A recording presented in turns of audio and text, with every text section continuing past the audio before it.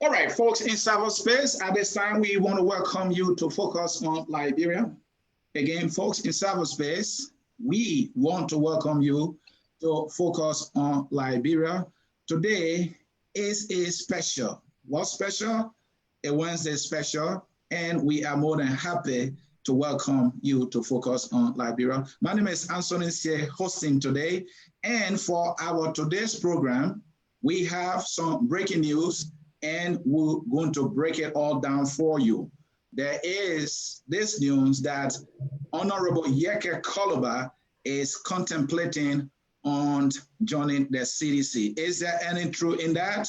I don't know the answer. You may not know, but that's why it is good for us to have a conversation. Also, we will be talking about the fallout from the county meet.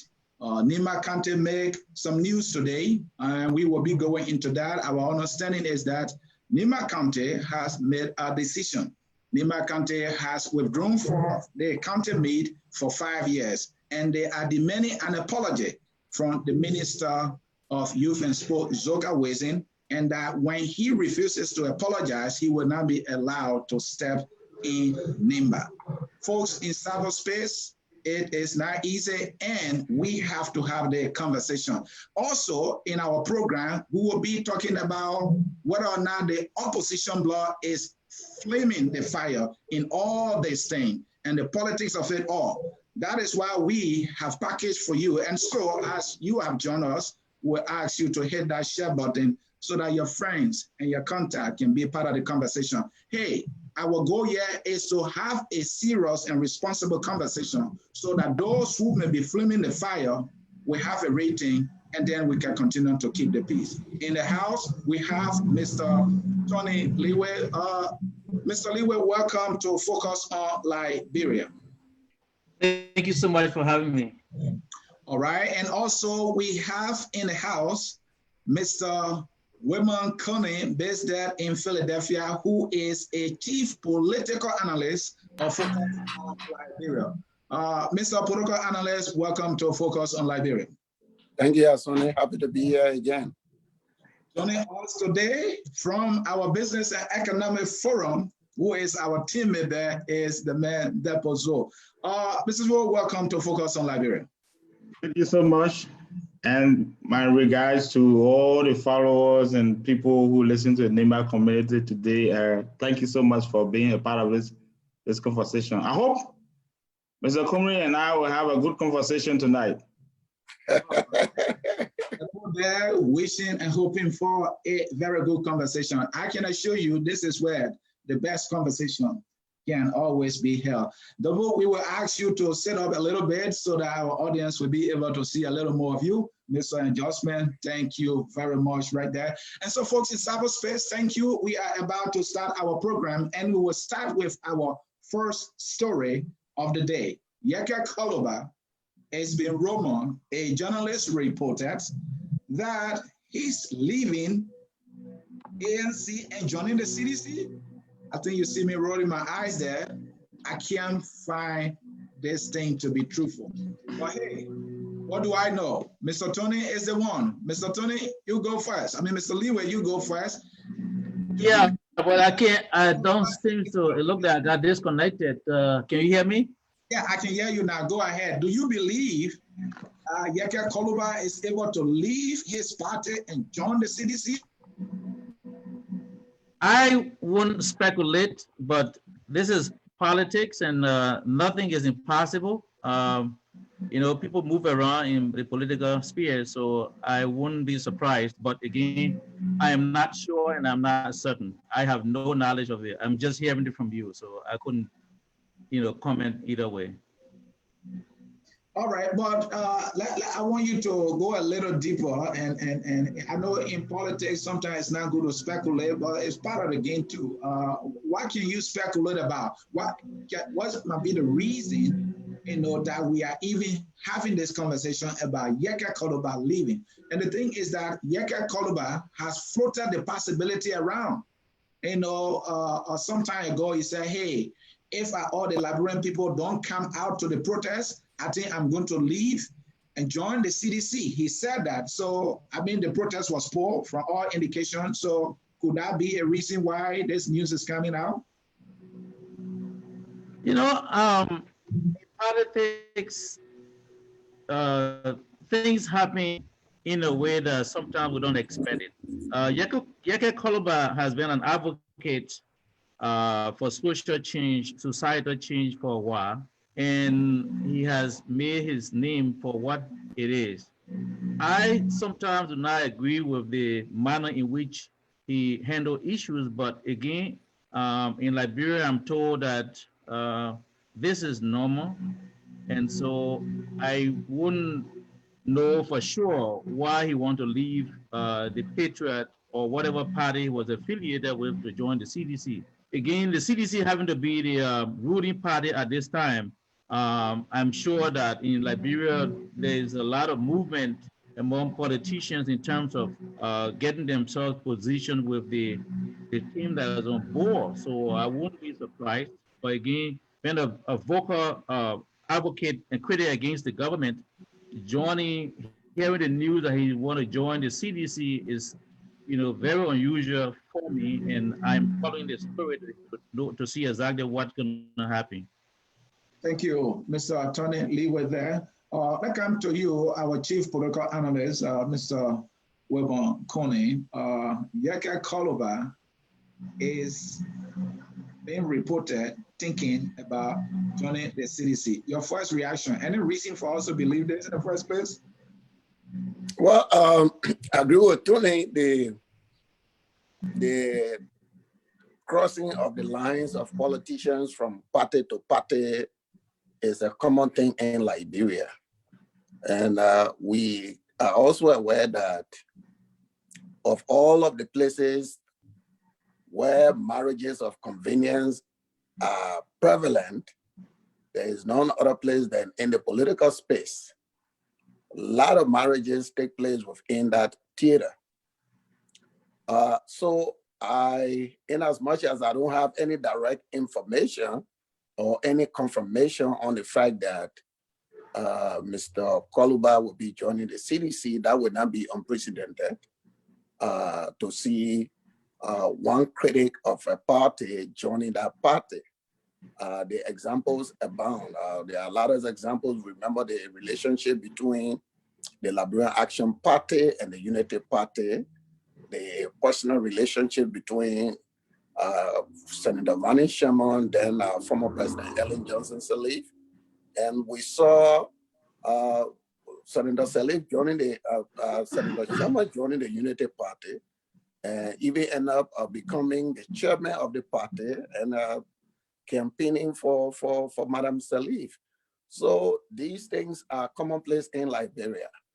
The very CDC, you've had staunch members of the CDC leaving the CDC and joining other parties. We saw that with Minister Eugene Nimba, who in the heydays of the CDC left the CDC and cross carpet to the Unity Party and is now back with the CDC. So these things are commonplace in our country. Some of the speculation, if that were to be true, one of my speculation would be that maybe Representative Kolubah may be facing an electoral reality. You know, Maserado County, despite the setback of the CDC in the last senatorial election, Maserado County is still considered the bastion of the CDC. And giving his rounds of advocacy and giving the attention that he has drawn to himself and being aware that he's in that ocean surrounded by many seditions, he could well make the calculation that maybe for his own political survival, it would be better to join the CDC. So basically, if that were to happen, I mean, it would not be unprecedented. It is not unique only to him. You find individuals who won elections in the name of other party and then get to parliament and cross carpet to parties that never even voted them into office. It's all part of the Liberian political environment. So let us wait and see. We'll want to know the reasons. The only thing I know, if that were to happen, again, it will prove some of the points that we've been making here, that despite all of the criticism against the president, if that were to happen, it will again prove that the president is indeed a unifier who embraces other people despite different political views. Thank you. All right, let's come to you, Depo. Two things I want to give you also. Yekeh rhetoric has been toxic. And when he speaks, I believe people who are in the CDC really don't want to see him. So the thing he said about the president, the way he said them, for him to be thinking that he can join CDC and then he will have peace in that party, I am looking at it, I'm like, no, this can't be true. But again, when you look on the other side, the second thing is the journalist that broke this news is the journalist who interviews Yekeh Kolubah all the time. This is a journalist he will call anytime he wants to have an interview. And it is the journalist now that broke this story and saying that from a very reliable source. My suspicion is that Yekeh might have told him this, that, hey, go and do this. Let me see what the reaction will be, and then I can make my decision. And the other thing I want to throw in there is, has Yekeh been unhappy in his party for which he wants to leave the CDC? What's going through your mind, Depo? I hear from you. Okay, thank you. You know, most often I like to stay away from political debate, but with this issue, I may try to see how best to respond to it. But realistically, one thing I know is that the entire country, there's no political philosophy that people will believe in to say that this guy believes in this philosophy, therefore he's a principle-minded politician and he believes in this, he stands for it.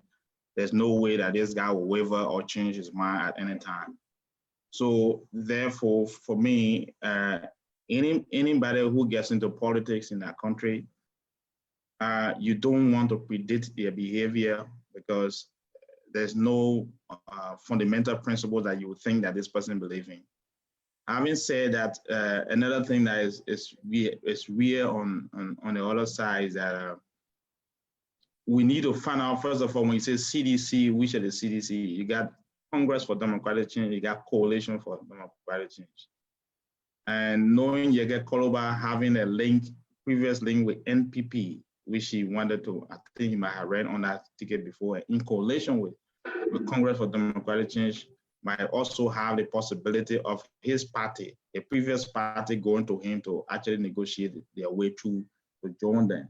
So that could be another side of the coin. Or there's also a way that the CDC might see that, okay, let's reach out to people who are not comfortable with the way we are behaving. And with all of these movement that went on, the group was more a pressure group, it's not a political party. So any political leader, any good negotiator can read between the lines and see how best to break the group away by giving a lot of better offer. And which is obvious in any political system, that Yekeh Kolubah might be given an offer to see how best to settle dust in such a way that the COP itself will not continue to carry on riot or protest. And again, for me, I don't know Yekeh personally, and I don't know his personal principles. I don't know what he believes in. He ran as independent candidate, and later on I heard that he's now a member of the ANC, and the speculation is now coming for him to go into a CDC, that he's contemplating going to CDC. So it's good to wait and also hear from him, but from what I look at, anything is possible, especially so with politicians in Liberia. The next thing that we also have to be looking at there is that there's a possibility that people want to go join the CDC and go into a political party at this time. Like Okuni said, 2023, the possibility of, electors looking at you and say, you know what, this is where we are, And if you cannot stand with us, then it means you cannot remain. So he might contemplate on that and say, okay, since majority of the people in my constituency are in this party, so let me go into the party. That itself will also tell you that that's how Liberian politicians really sometimes move, and which is not a good one. That's why I made our country unstable politically, because politicians, their loyalty is not to any institution. There's no philosophy that they believe in, that they tie to, except for electoral decision making. Thank you. So it's likely that and support Depu's comment. I think let me throw this thing. Let me throw this in, Mr. Liwe. Mr. Liwe, hold on. Let me throw this in. So what I'm saying, I want to throw in here is that Yekeh has been a member of COP. He has also been a member of the ANC. And we know in marriage, a man will walk out of the house when he's not being fairly treated within that marriage. A woman will also walk out of the marriage when that woman is not being fairly treated in that marriage. So does this speak more to the ANC and the COP, or does it speak more to the intimidation tactics that the government has deployed against Yekeh Kolubah over the time? You go ahead, Mr. Liwe.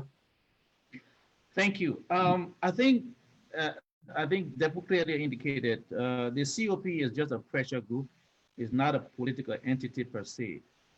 But the story, if it is true, will just exhibit the dishonesty of many of our politicians who are not committed to societal change but want to make news for themselves. I'm not sure what would it benefit Yekeh to leave whatever political party he's part of or pressure group he's part of to join the CDC, having been a fierce critic of the government and displaying a whole lot of information that has impacted our society, whether positively or negatively. But one of the things that I want to just mention briefly is that I have gone through almost majority of the major political parties' platform, and reading from those platforms, you do not see anything different from the other platforms that are available in Liberia. And so until and unless we have an entity that actually has the people's interest at heart to propose a dramatic change from the current situation that we are faced with, I think people will just be leaving from one place to another in search of greener pasture. And I think that is the mistake of most of the politicians we have in Liberia. I would have thought that the pressure group will transform itself into something more concrete, more solid in terms of what they think the society needs, because they have been on the ground, they have interacted with the people on the ground, they have had close connection with them. Part of my disappointment with the COP is the initial decision they took when they had the first largest demonstration in Liberia, where they were debating as to where to present their petition to the government, and even going as far as going to Mr. Uri's, I'm not sure what the name of the party is, the party headquarters and so forth. I thought that that was a little bit, sluggish on their part, since they claimed to be independent and they wanted to pressure the government to provide solution to some of the pressing issues that face our people. But going to a political party's headquarters to even make the pronouncement or even present petition, I thought it was a little bit, off what I expected of them. But again, the COP we've been hearing a whole lot of rumors about the interference of government, the fact that some people we've been told that they have been either silenced with, funds, whatever that, story is, whether it's true or not. But the fact is that most of the people do not have commitment to societal change in terms of that which we have had in the past. People who actually made themselves and didn't want to have anything to do with any kind of a compromise, where they stuck to their God and the people, stay with them until they succeed. We don't have that today. So as a result, people will just be up and down all over the place. We had this in the political party that I represented in the past. People were leaving from one place to another and so forth. I, for one, believe that if you don't stand for anything in politics, you're not standing for the people of Liberia. So let's wait and see what happened with the Yekeh. But if the story is true, it will definitely tell us the dishonesty of our politicians. Mr. Kone, does this speak more to ANC and the COP? Well, we cannot be definitive right now because the move has not been confirmed. Okay. But if it is confirmed in the manner in which we are discussing it, then I think it would be it would be like a blow to the ANC, because the ANC is the major opposition party, one of the major opposition parties. And you remember now, whenever these moves are made, you know, it is projected as the ANC increasing its political power. So equally, if a negative move is made, then it should also be interpreted that, you know, it kind of diminishing the political outreach of the ANC. Now, whether it has to do with a leadership style of the ANC that I cannot speak to, I'm not familiar with the ANC organization and how their decisions and their interactions are come together. But I mean, on the surface, if that were to be true, then it would be like a public relation blow to the effort of the ANC to expand its political outreach. But I just wanted to pivot to a much more broader issue when it comes to our electoral process and our politics. You know, I've always stated on this platform that we have all the structures and we have all the structures in place for our democracy, and our democracy is beginning to work. And our responsibility is to transform it from its current quantitative, what I view as its quantitative outlook, to a qualitative outlook. I think we have to look at some of our election laws that will, you know, create some requirements that will prevent this proliferation of candidates and this proliferation of parties for election.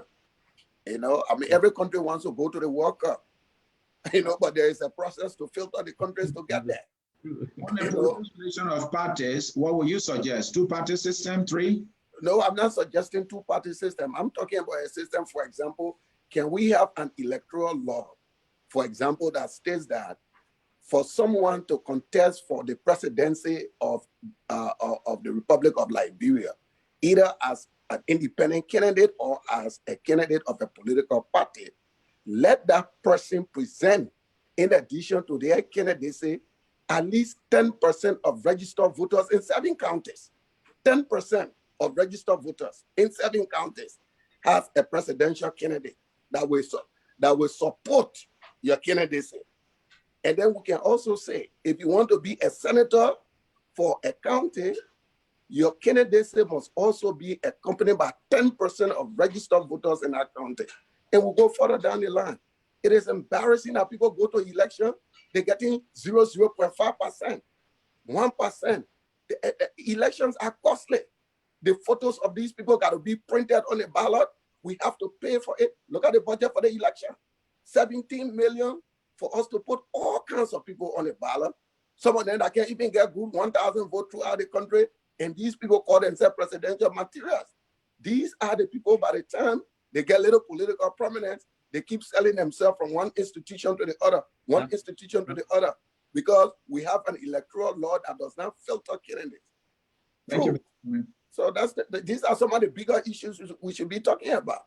Mr. Conan, thank you. And therefore, talking about the bigger issue there, and I heard Mr. Conan talking about, I mean, the point he made is salient, but I don't see how in Liberia people will be honest enough to stick to that, because what we see in the campaign, when ANC is launching, everybody wears ANC t-shirt. When CDC is launching, everybody wears CDC's t-shirt. And so the idea that each candidate should be able to get certain percentage of registered voter, they will get it. They can use money to get it. So I don't think that solves the problem either. What do you think? Yes, I think Mr. Cooney's point is one thing I want to stress first. Besides this whole issue of having 10%, I can remember on Carlos Gray was actually trying to proffer a bill before about political party empowerment bill that if a political party does not meet at least 10% of the general vote during an election, that party should automatically be, dissolved. And like that, it will help to strengthen the political field that you have few candidates running for presidency or political parties having so many political parties. Unfortunately, I don't know what happened. The debate went until they have to throw the bill out. But I think it's one realistic point that we have to strengthen our institution in Liberia. There's a need for political institution than political individual. And that itself is one of the things that disrupting our political stability and our structure in the country. If an individual today is well equipped in terms of cash, he's well off, have wealth, all of a sudden that becomes a criteria to become a leader or a politician to have a political party. Yep. And not having a strong institution. So as a result, individuals who are joining the political party themselves have their loyalty to that individual who finances the political party. So if you have a system where you are preventing people from just joining political party, but going to an institution with a commitment that this is what I believe in, that itself will actually strengthen our political system, and there will be some transparency and competition in the political party that people, before someone is sent to leadership, that person have met with certain criteria and be stable. The next thing there is that the election law need to also address the issue. Why would one join one political party and be elected, and all of a sudden the person is in the House of Representatives and won on the seat of that political party and remain on the seat and resign from the political party in the House of Legislature and go join another political party? It's dishonesty. You will then get elected as an independent candidate. You get elected as a candidate of a political party. Why resign? If you resign, that seat becomes vacant. So these are some of the things we need to put in place, because that itself, it made people to become very much, to be vacillating from one point to another, leaving political party, joining another political party. So these are things, the institutional framework I need to put in place to strengthen our democracy. So people want to become politicians. The issue of integrity, commitment, and all of these things will be questioned. The fewer political party you have, the more competition, the stronger other candidates will become. You will not have anyone just surfacing all over the place will become a representative or a presidential candidate. And after the electoral process, the person disappears and he goes and work for a few dollars and come back again and appear in it. No, we need to work on these things. So these are the economics of politics that one Ahmed Jah will get to that room and we can discuss it better, because there's a cost associated with it, realistically. Because government is spending more money to print ballot paper and so many people become a candidate, and there's no return. In the first place, political parties are not giving any heavy taxes or something return to the country. So what should we do to prevent it, to actually reduce the playing field? So these are some of the things we need to be doing as a country to strengthen our democracy. Thank you. And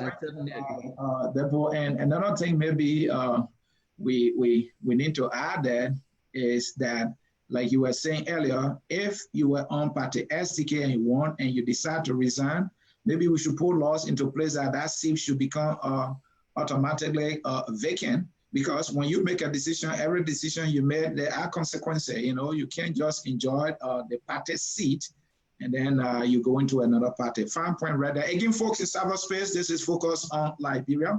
My name is Anthony C. Hossein, and today we are discussing the reported joining of CDC by Representative Yekeh Kolubah. They said it's not confirmed.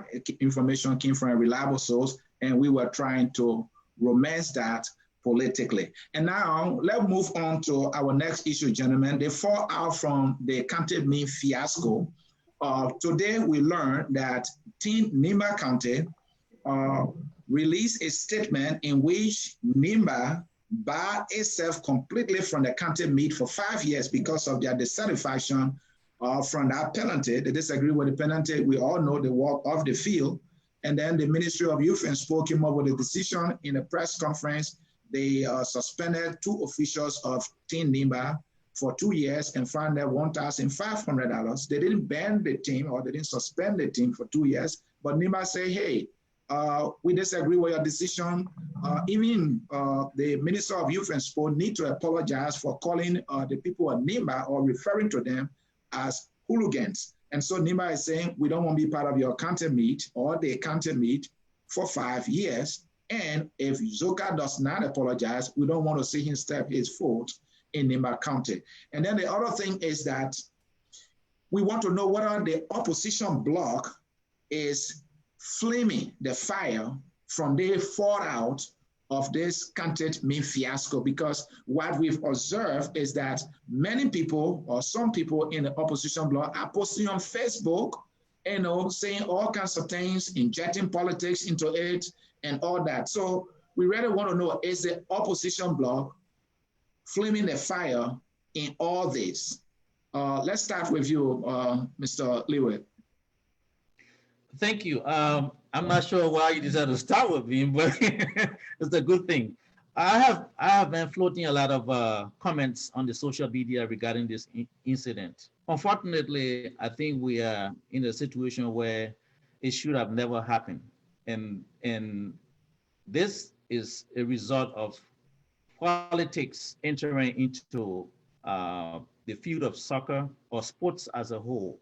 When you have a political appointee making decision to suspend the leadership of the Nimba team without actually utilizing the rules that he read and giving the extreme, penalties and fines to Nimba, you expect a reaction. I can tell you this.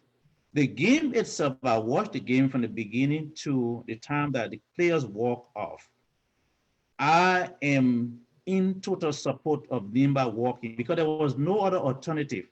You found the frequent violation of the rights of the players by the decisions that the referee was making on the field consistently. And I'm not sure what other recourse Nimba had. With regard to opposition political parties flaming the situation, I am not sure which of the political parties is involved in, expanding this whole thing. But some of us are not opposition political party members. I am a neutral person. I have been a neutral person for a while since I decided to, sever my relationship with my previous political party because of the same thing we're talking about.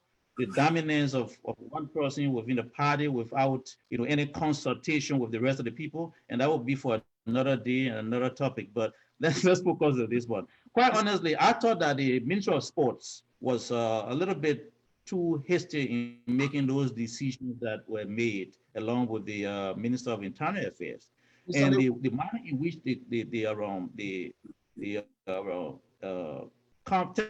conference was conducted.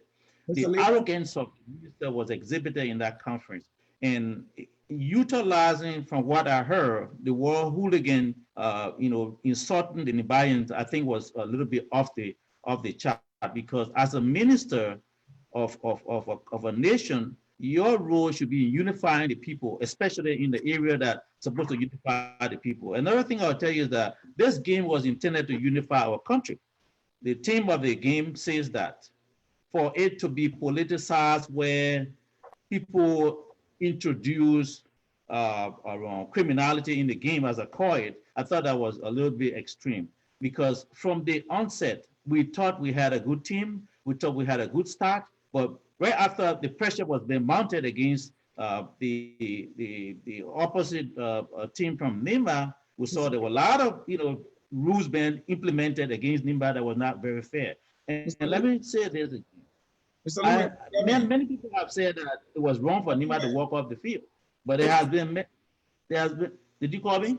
yeah, I'm calling your attention. I've been calling your attention for some time now. Please. Oh, I'm sorry. Okay, I didn't hear you. Go ahead. You said earlier, Nimba Kante had no recourse in a game of football.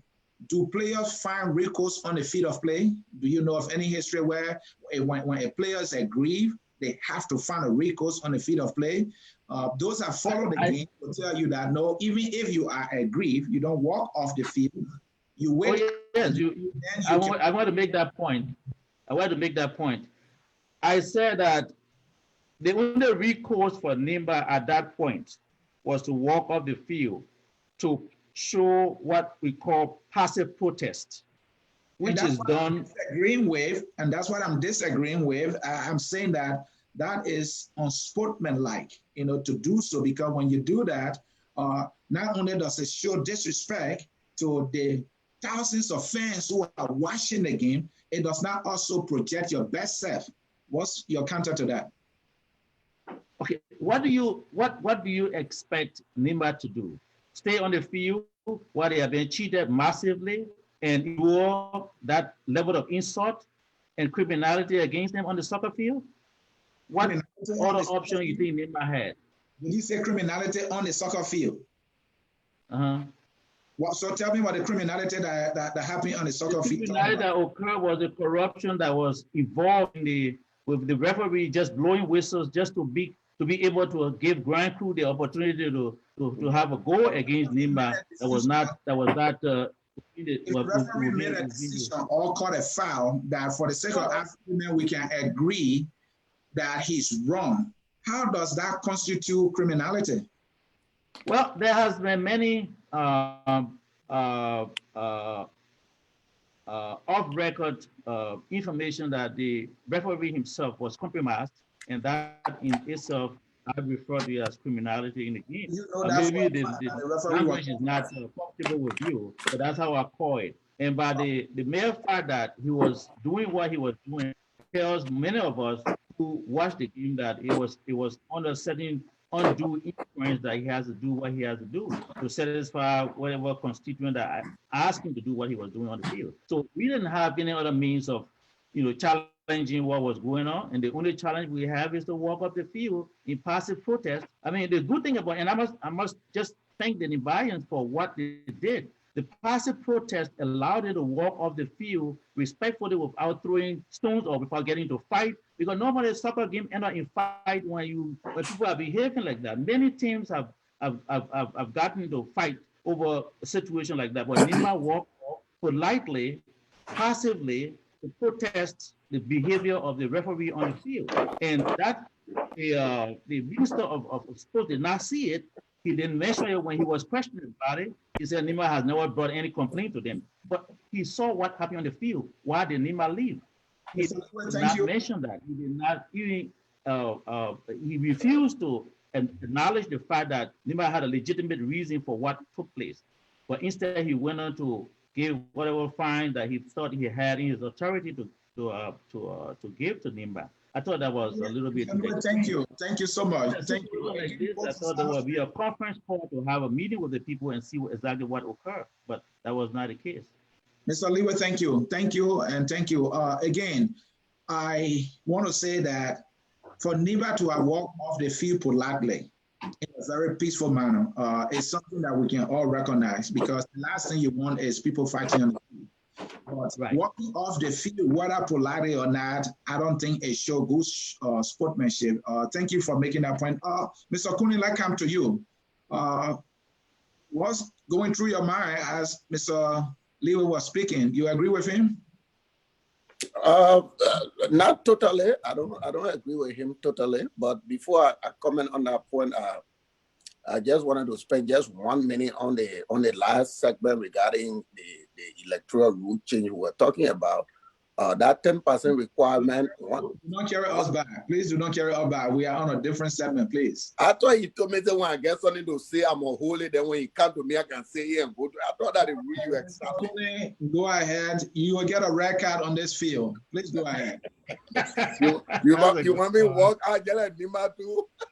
You want to walk out and you can walk out. No, just 1 minute. Please. We'll take the trophy. So that electoral change we're talking about, besides the economics that the will talk about, look, it will also eliminate these ethnic and regional candidates that we have in our country. You know, because if you make the requirement that you got to get 10% from 7 counties, it is unlikely that most of these ethnic and regional candidates will survive. You may be able to get it 10% from your county that you're from, but it's going to be a difficult challenge to get it from the rest of the country to prove your credibility and your legitimacy as a legitimate candidate in the other counties. But back to the county meet. You know, the incident with the county meet. Mr. Kune. Yeah. Mr. Kune, hold on. Sorry for interrupting. You took us by, and now you gave me something juicy, and I can't let it pass by. Oh, you are going to give me a red card now. For example, let me give you Sano that I'm familiar with. In Sano, the Kru ethnic tribe dominate compared to the global ethnic tribe. So let's look at the senatorial race. You think somebody from the global ethnic tribe might easily be able to get a certain percentage of the total registered votes? I think by doing so, you will be almost like giving a very slim chance to not only the global ethnic tribe, but also the Sapo ethnic tribe, because they are in minority, and giving the political advantage to the Kru people who are in Sano. So, I mean, I like the idea, but it's slippery. What do you think? No, listen. Listen, if you... Let me comment on that, Mr. Kone, please. Let me support you. Yeah. Look, this is the same problem we have with the election of superintendents in the county. People who have the dominant tribe will say, oh, it will not be a good idea because this tribe will be elected to this superintendent position and so forth.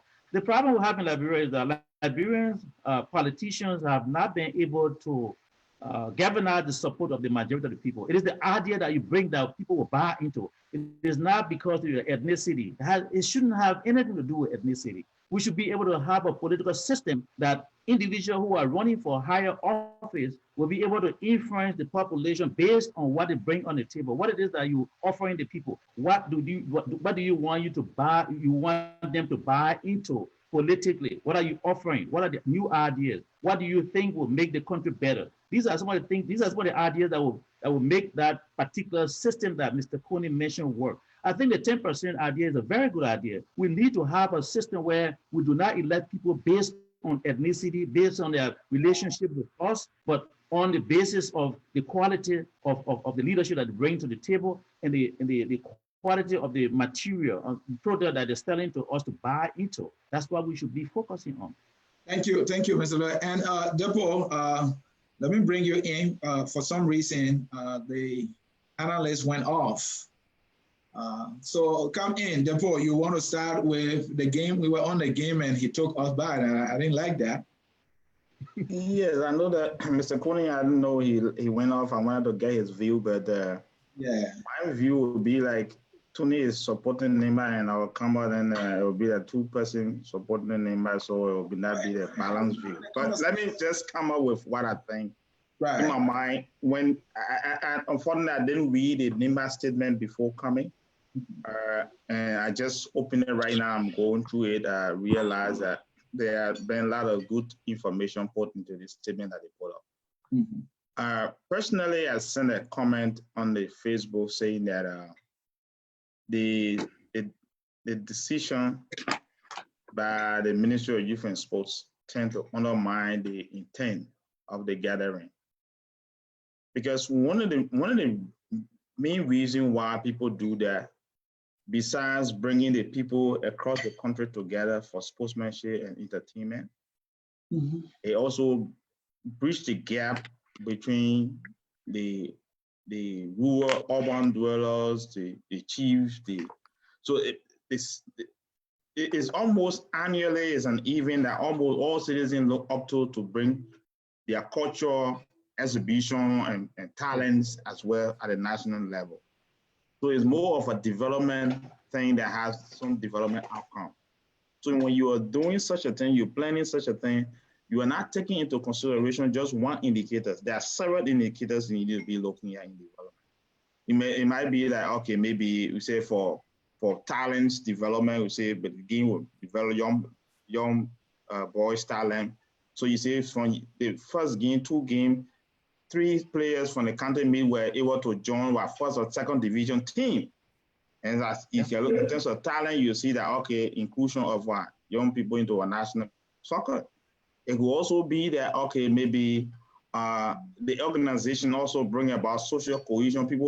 People of the different tribes in different countries, they don't work together, but during the soccer game, they be it Loma, Pele, Mandingo, they all work together to make sure that Lofa team become stronger and powerful. The Nimba people, Despa, Kran, Gil, Mandingo, everybody work together. So these are other indicators you'll be looking at in your planning process. You say, okay, social cohesion, talent development. So you look at all of these things. So as you're planning, you observing all of these things and to realize that, okay, what do we hope to achieve? It's a national development goal. And that itself, for me, I personally felt disappointed because, in fact, I've expressed this to the Minister of Youth and Sports before.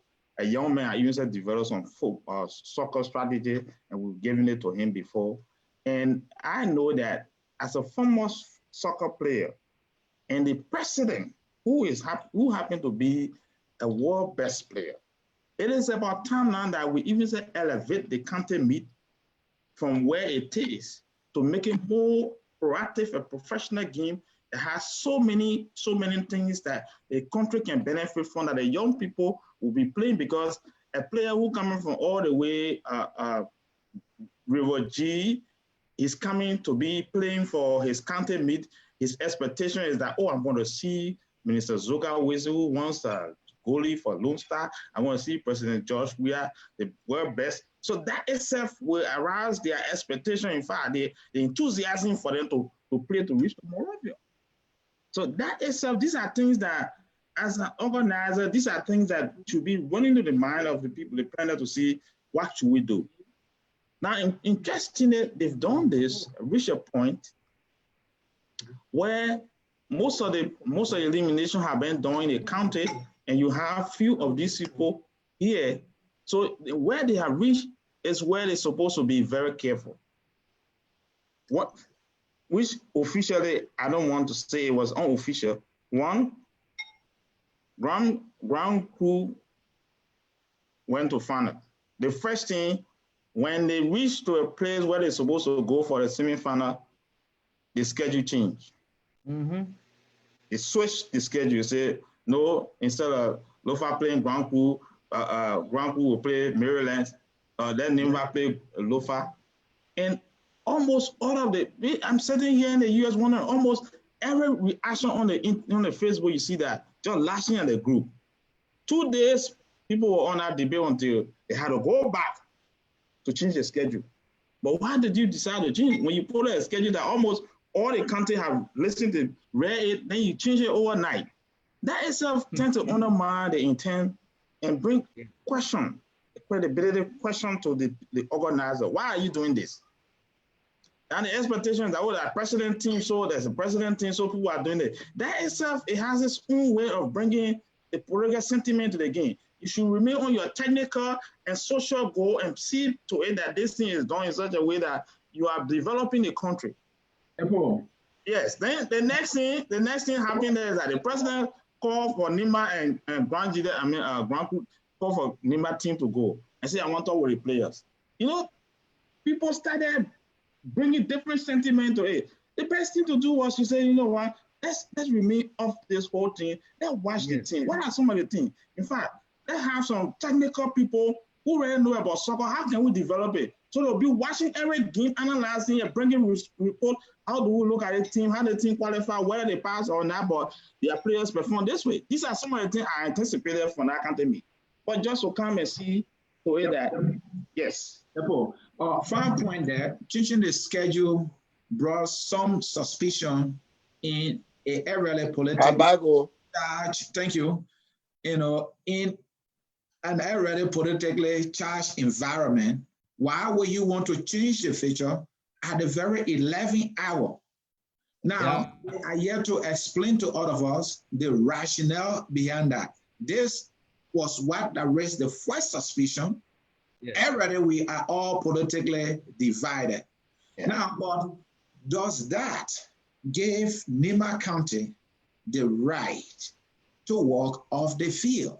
That is the question we are asking. And another one I want you to look at is there are some political figures who, especially in the opposition bloc, that have injected politics into this. And it is because Tai Womwe is one of such person who were blunt. And some of the people had already their preconceived assumptions, maybe decision that, hey, if things don't go our way, the fact that, like you were talking about the president inviting the teams, I agree with you. If I were advising the president, I would tell him, don't invite the teams because your team is in there. People will suspect that you are trying to use your influence or whatsoever.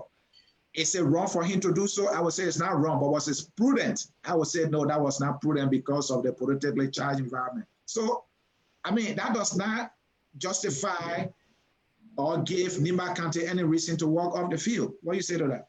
Okay, now, that's what I'm trying to end to that point you're talking about. In any case, what preceded the action on the football field itself should also be one of the reasons why someone who is technically going to be evaluating the process will be looking at it. Because the first thing that is that there was a mind game play first. The mind game was 1, the fixture change, 2, president call for meeting. You understand what I'm saying? That itself, no matter whatever the situation is, you want to be looking at it very critically, not to be taking side on anything. Technically, walking off the soccer field, the pitch itself as a team is against the rule. I didn't support it. But again, there might have been a reason why. If you read their statement, which I just read just now, that the first thing is that the soccer pitch itself got flooded with what? Spectators. Supporters were trooping into the field, onto the pitch. And as a rational person and as a very good coach, the best thing to do to protect the players and also the image of your own team, it is better for you to give an exit. I think if this thing, because this issue of security was mentioned in the speech, in their statement, that police and other security apparatus, they were focusing watching the football game and doing different things. Everybody just, and spectators started jumping, trooping on the football field. Because 1, this ref had actually called for the first penalty. He had given yellow card, followed by a red card. Then from there, he went for a second penalty. Automatically, the spectators, it's not only the Nimbarians, people who actually look at the game themselves, they get irritated by that. Like that, the best thing for the protection and security of the players and the entire game and the integrity of the game itself, it's better for you to, first of all, put a heart to wait. If you see people are getting that, it's all good to avoid violence. So I think it was better that the technical staff made a decision to say, okay, you got to go off the pitch. Now, the next thing that there is that, in fact, I sent one of the videos to Mr. Jai. I wasn't there, I'm here, but some people send a video where people jumping all on the pitch, and Mr. We are carrying a call, President, we are taking a call. That itself is not good for you to keep the players on the field and keep the environment like that. Once it gets into violence, you will not control it. So it was better when the people left the field, okay, fine them for leaving the field. Then you establish a technical thing to investigate a case. Having investigated the case, you know now that, okay, so thing you are wrong, you found the people, then you call for replay of the match.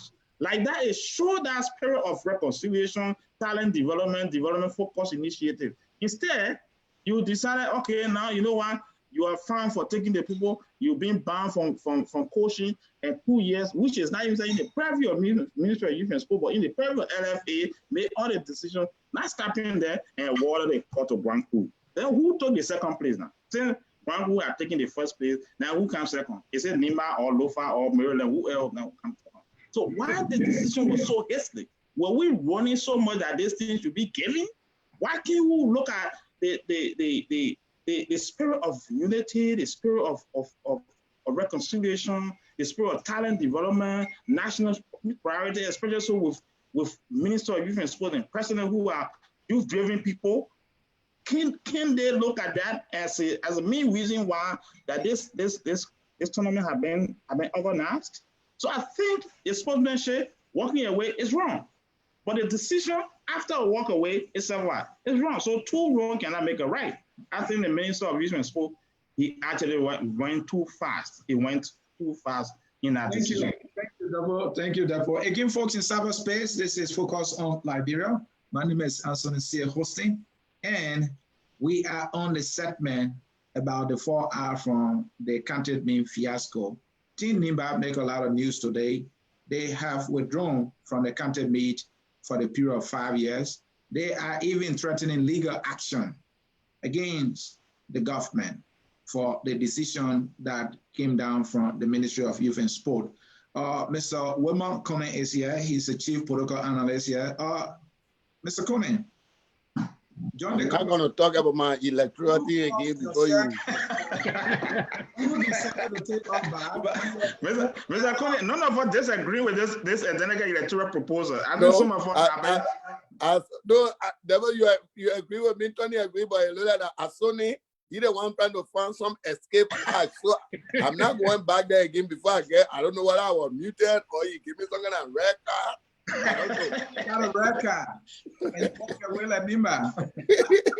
So let me just go straight to the sport aspect. I think we'll find another program to talk about that electoral reform thing. Right.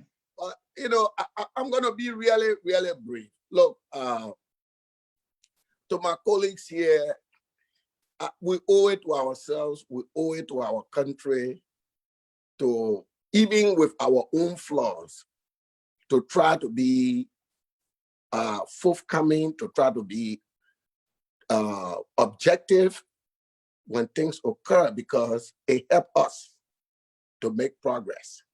So my contribution on this thing going to be really narrow. I was guided yesterday when the issue came about. I didn't want to comment on the decisions of the ministry, because for me to do so, I would have been speaking in ignorance. I don't know the rules that govern the tournament.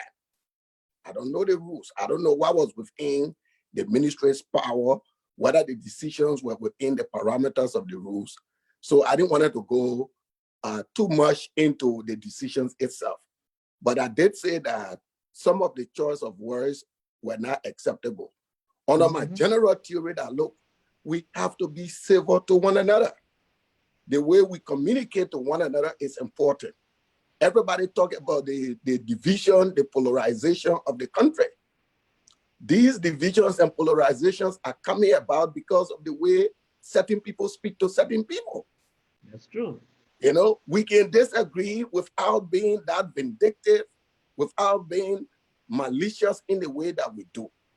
So I appreciate the general outrage that is being expressed by the minister's choice of words regarding describing the team and the officials of Nimba. I appreciate that. And I myself, I sounded my voice that was a bad choice of word to use. But I'm asking the general public and all of us to also be equally outraged when these things are said by other people in the political environment. The opposition remain quiet. Some respectable Liberians remain quiet. When the families, when the mother, when the president himself is being addressed in these vicious terms. And then people say, well, he the president, the president adore, we can just talk to him any kind of way. For me, I don't subscribe to that issue of the president being supreme. Because if we think that the president is supreme, so everything is okay, then we are creating a supreme being. The president is an individual, just like you and myself. Just the other day, he was an ordinary man.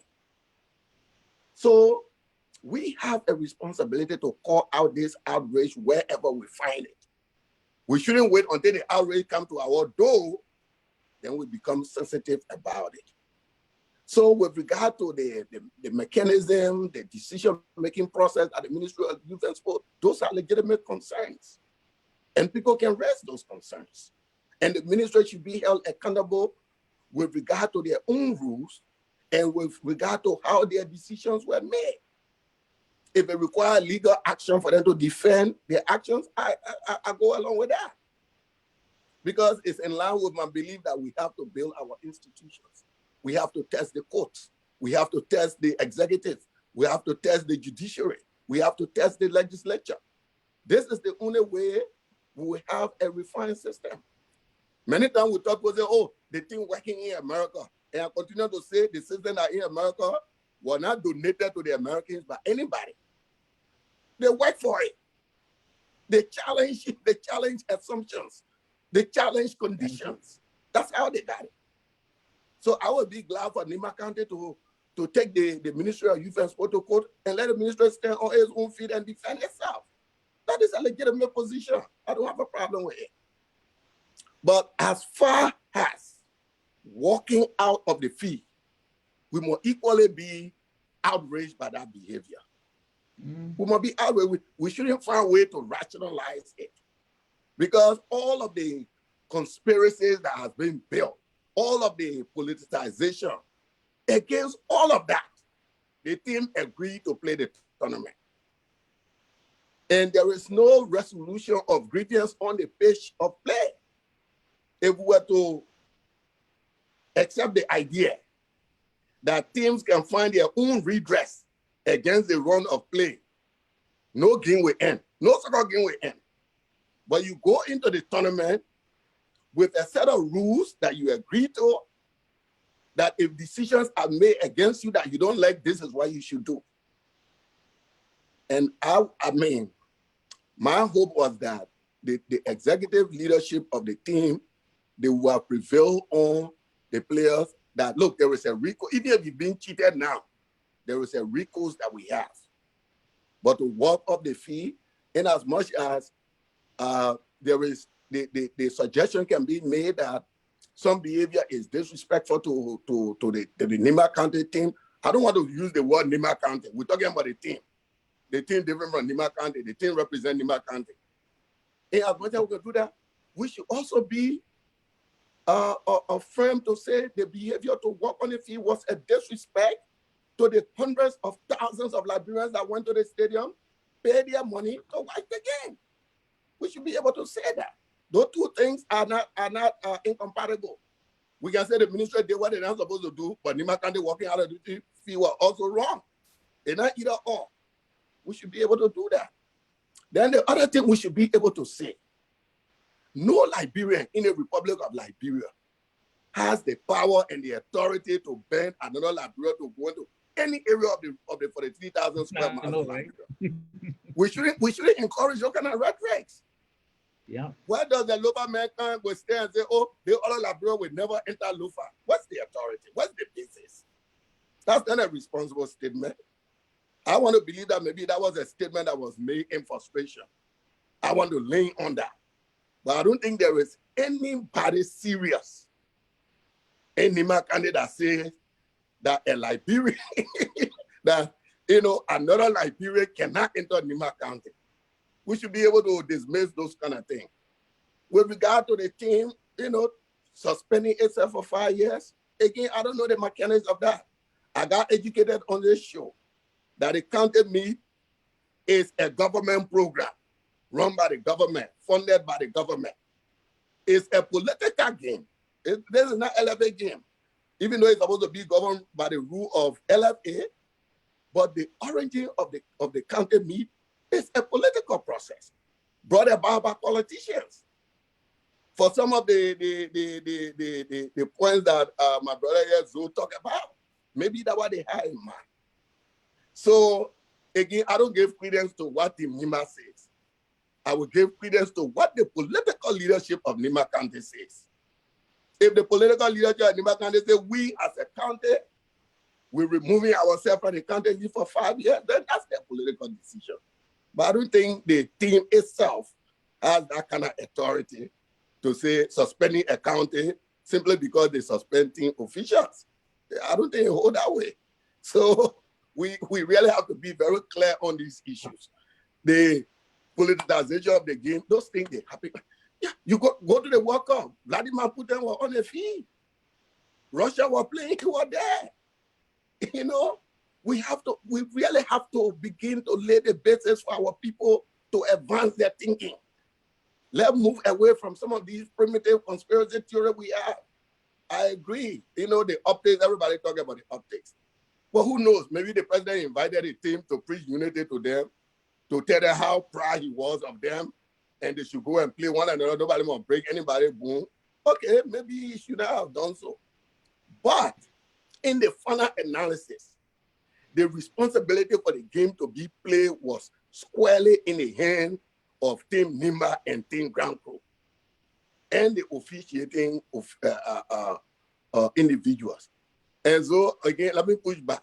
Look, in a soccer game, the security of the team is done with the team official. If that was for security business, they walk out, you know, they could have retreated to their sitting place where law enforcement will get them security, but it's not really strong.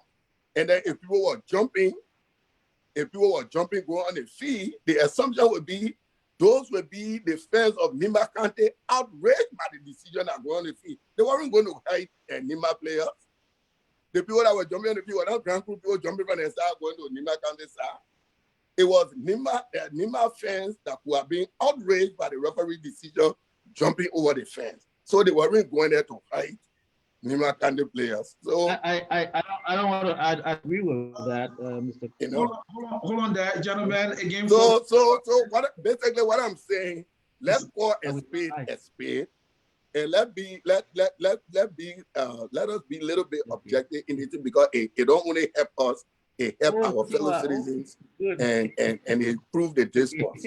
All right, I'll call you back. All right, thank you again, folks in cyberspace. This is Focus on Liberia. My name is Anthony C. Hossein. Here I focus on Liberia.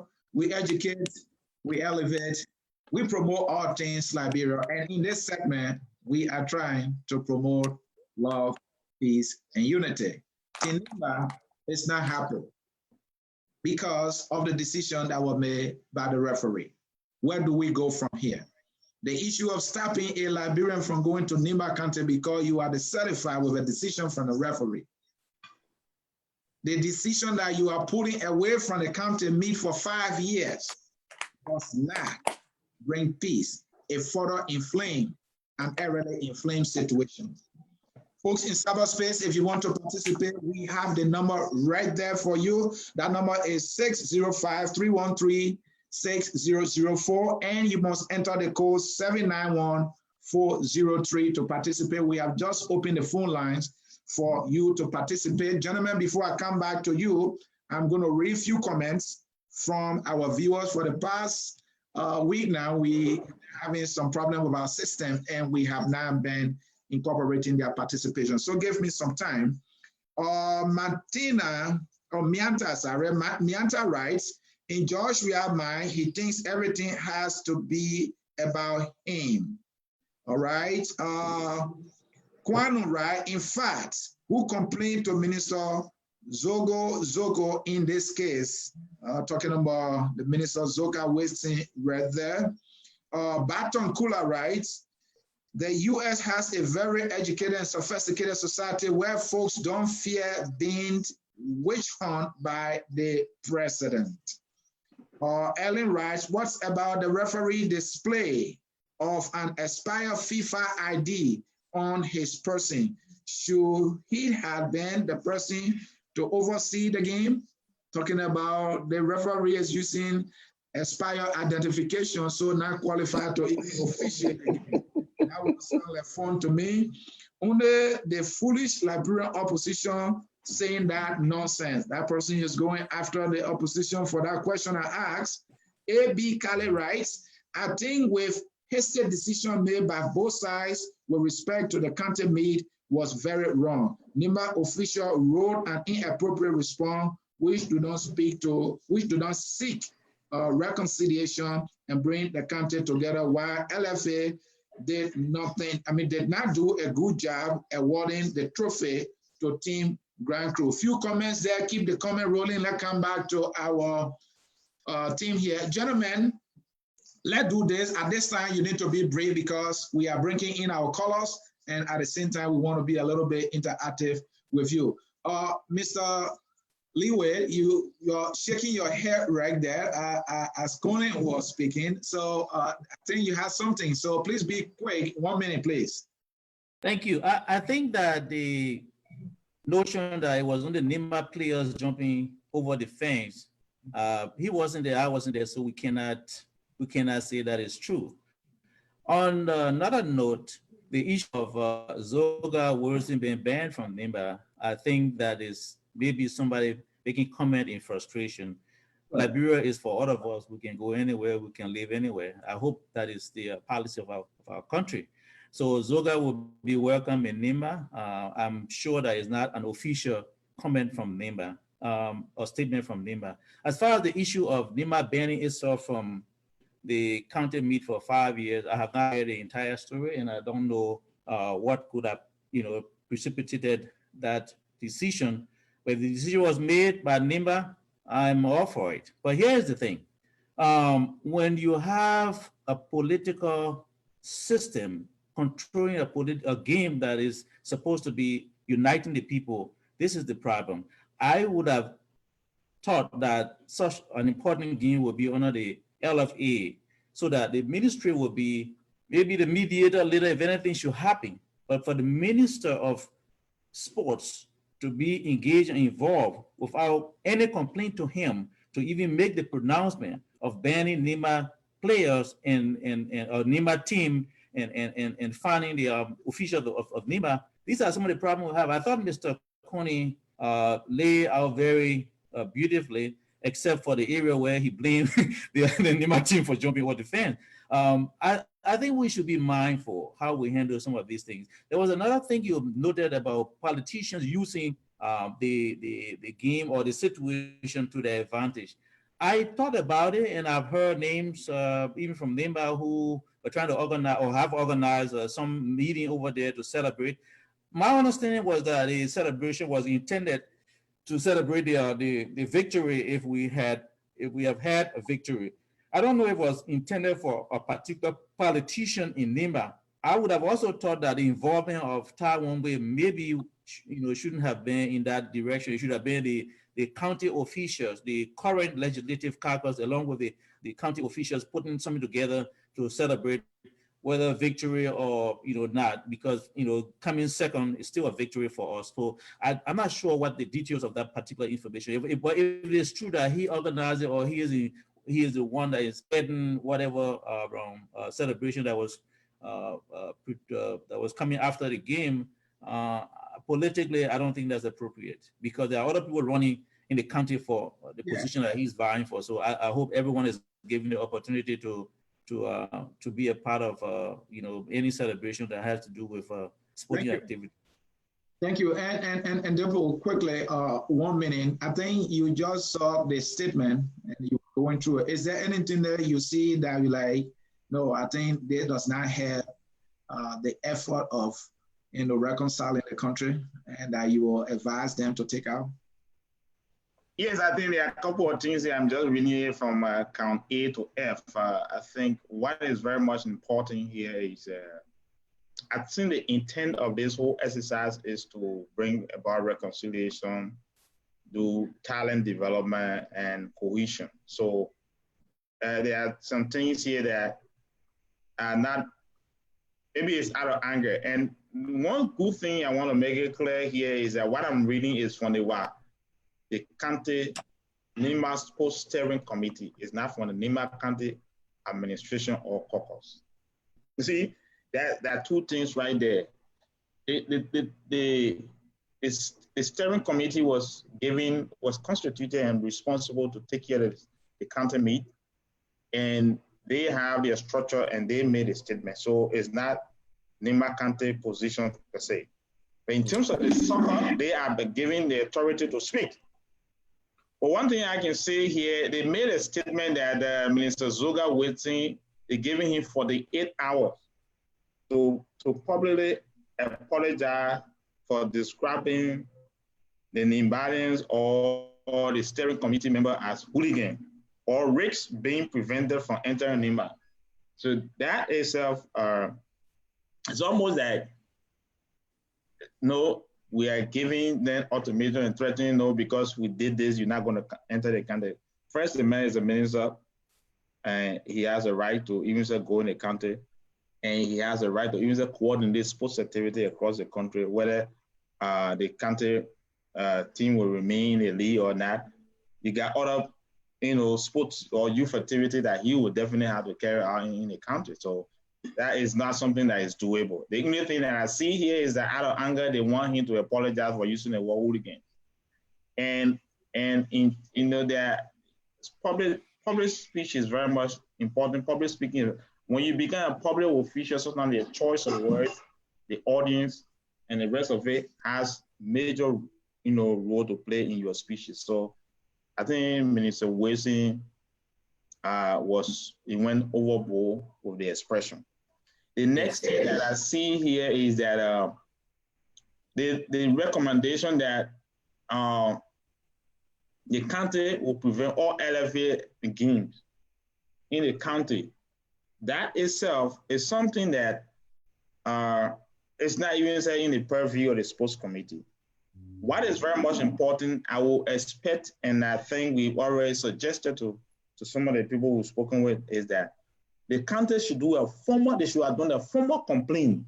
When they walk off the page, immediately go in the room, write a quick paper and drop it to the minister and the organizer and let them know that, look, we walk away because of such a thing.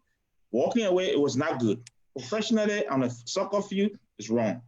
But why you did it, it should be explained through a formal complaint, a protest. Like that, it can be investigated by LFA.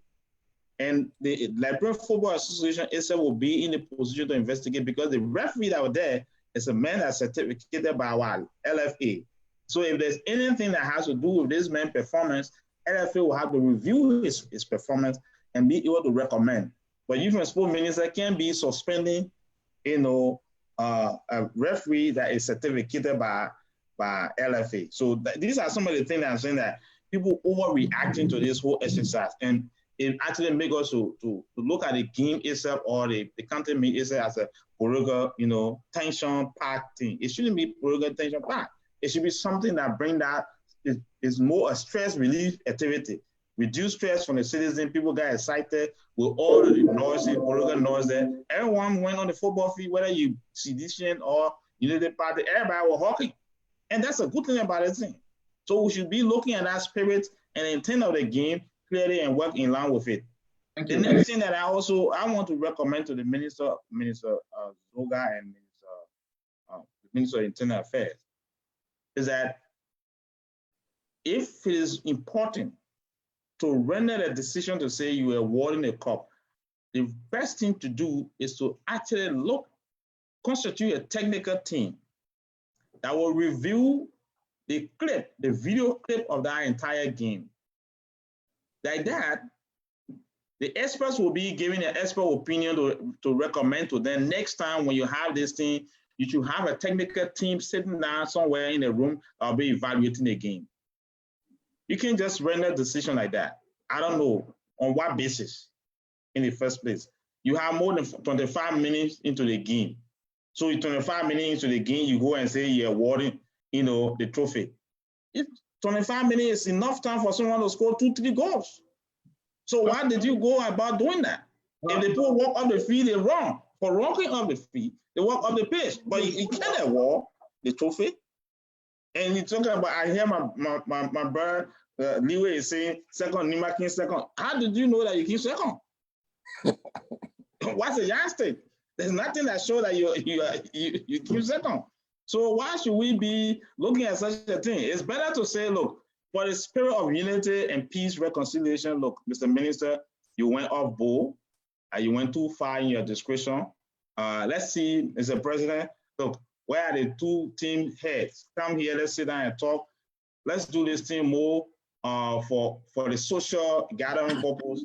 Let's go back and replay this game. Or look, Nimba, we sorry, this thing here, it will not go. You are wrong. Why did it work out? It's unfair. This is not part of the game. The rule says you should remain there and file your complaint. You didn't do it, so it's wrong. But to go through this thing is not to make it more reconciliatory. These are the recommendations. Moderator, let me slightly disagree with my brother before you. No, you have to wait. Hold on. You guys will have time to talk. The callers will have to call in and ask you guys questions, and then you can respond. And Mr. Cooney, if you don't save us straight, you will get a red card. I think you're going to walk away.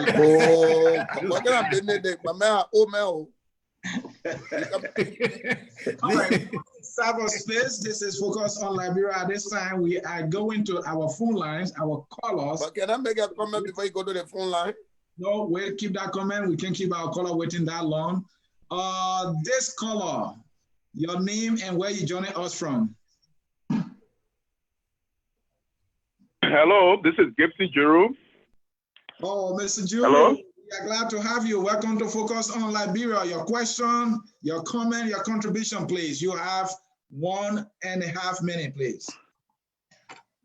Okay, I got good time there. Let me first of all say here, the first caller, the brother said that the Ministry of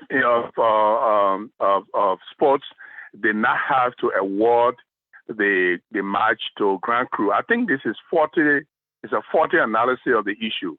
Everywhere in sports, if someone forfeits, if a team forfeits, it goes to the next team. Yes, 25 minutes was enough time for Nimba to have come back and score.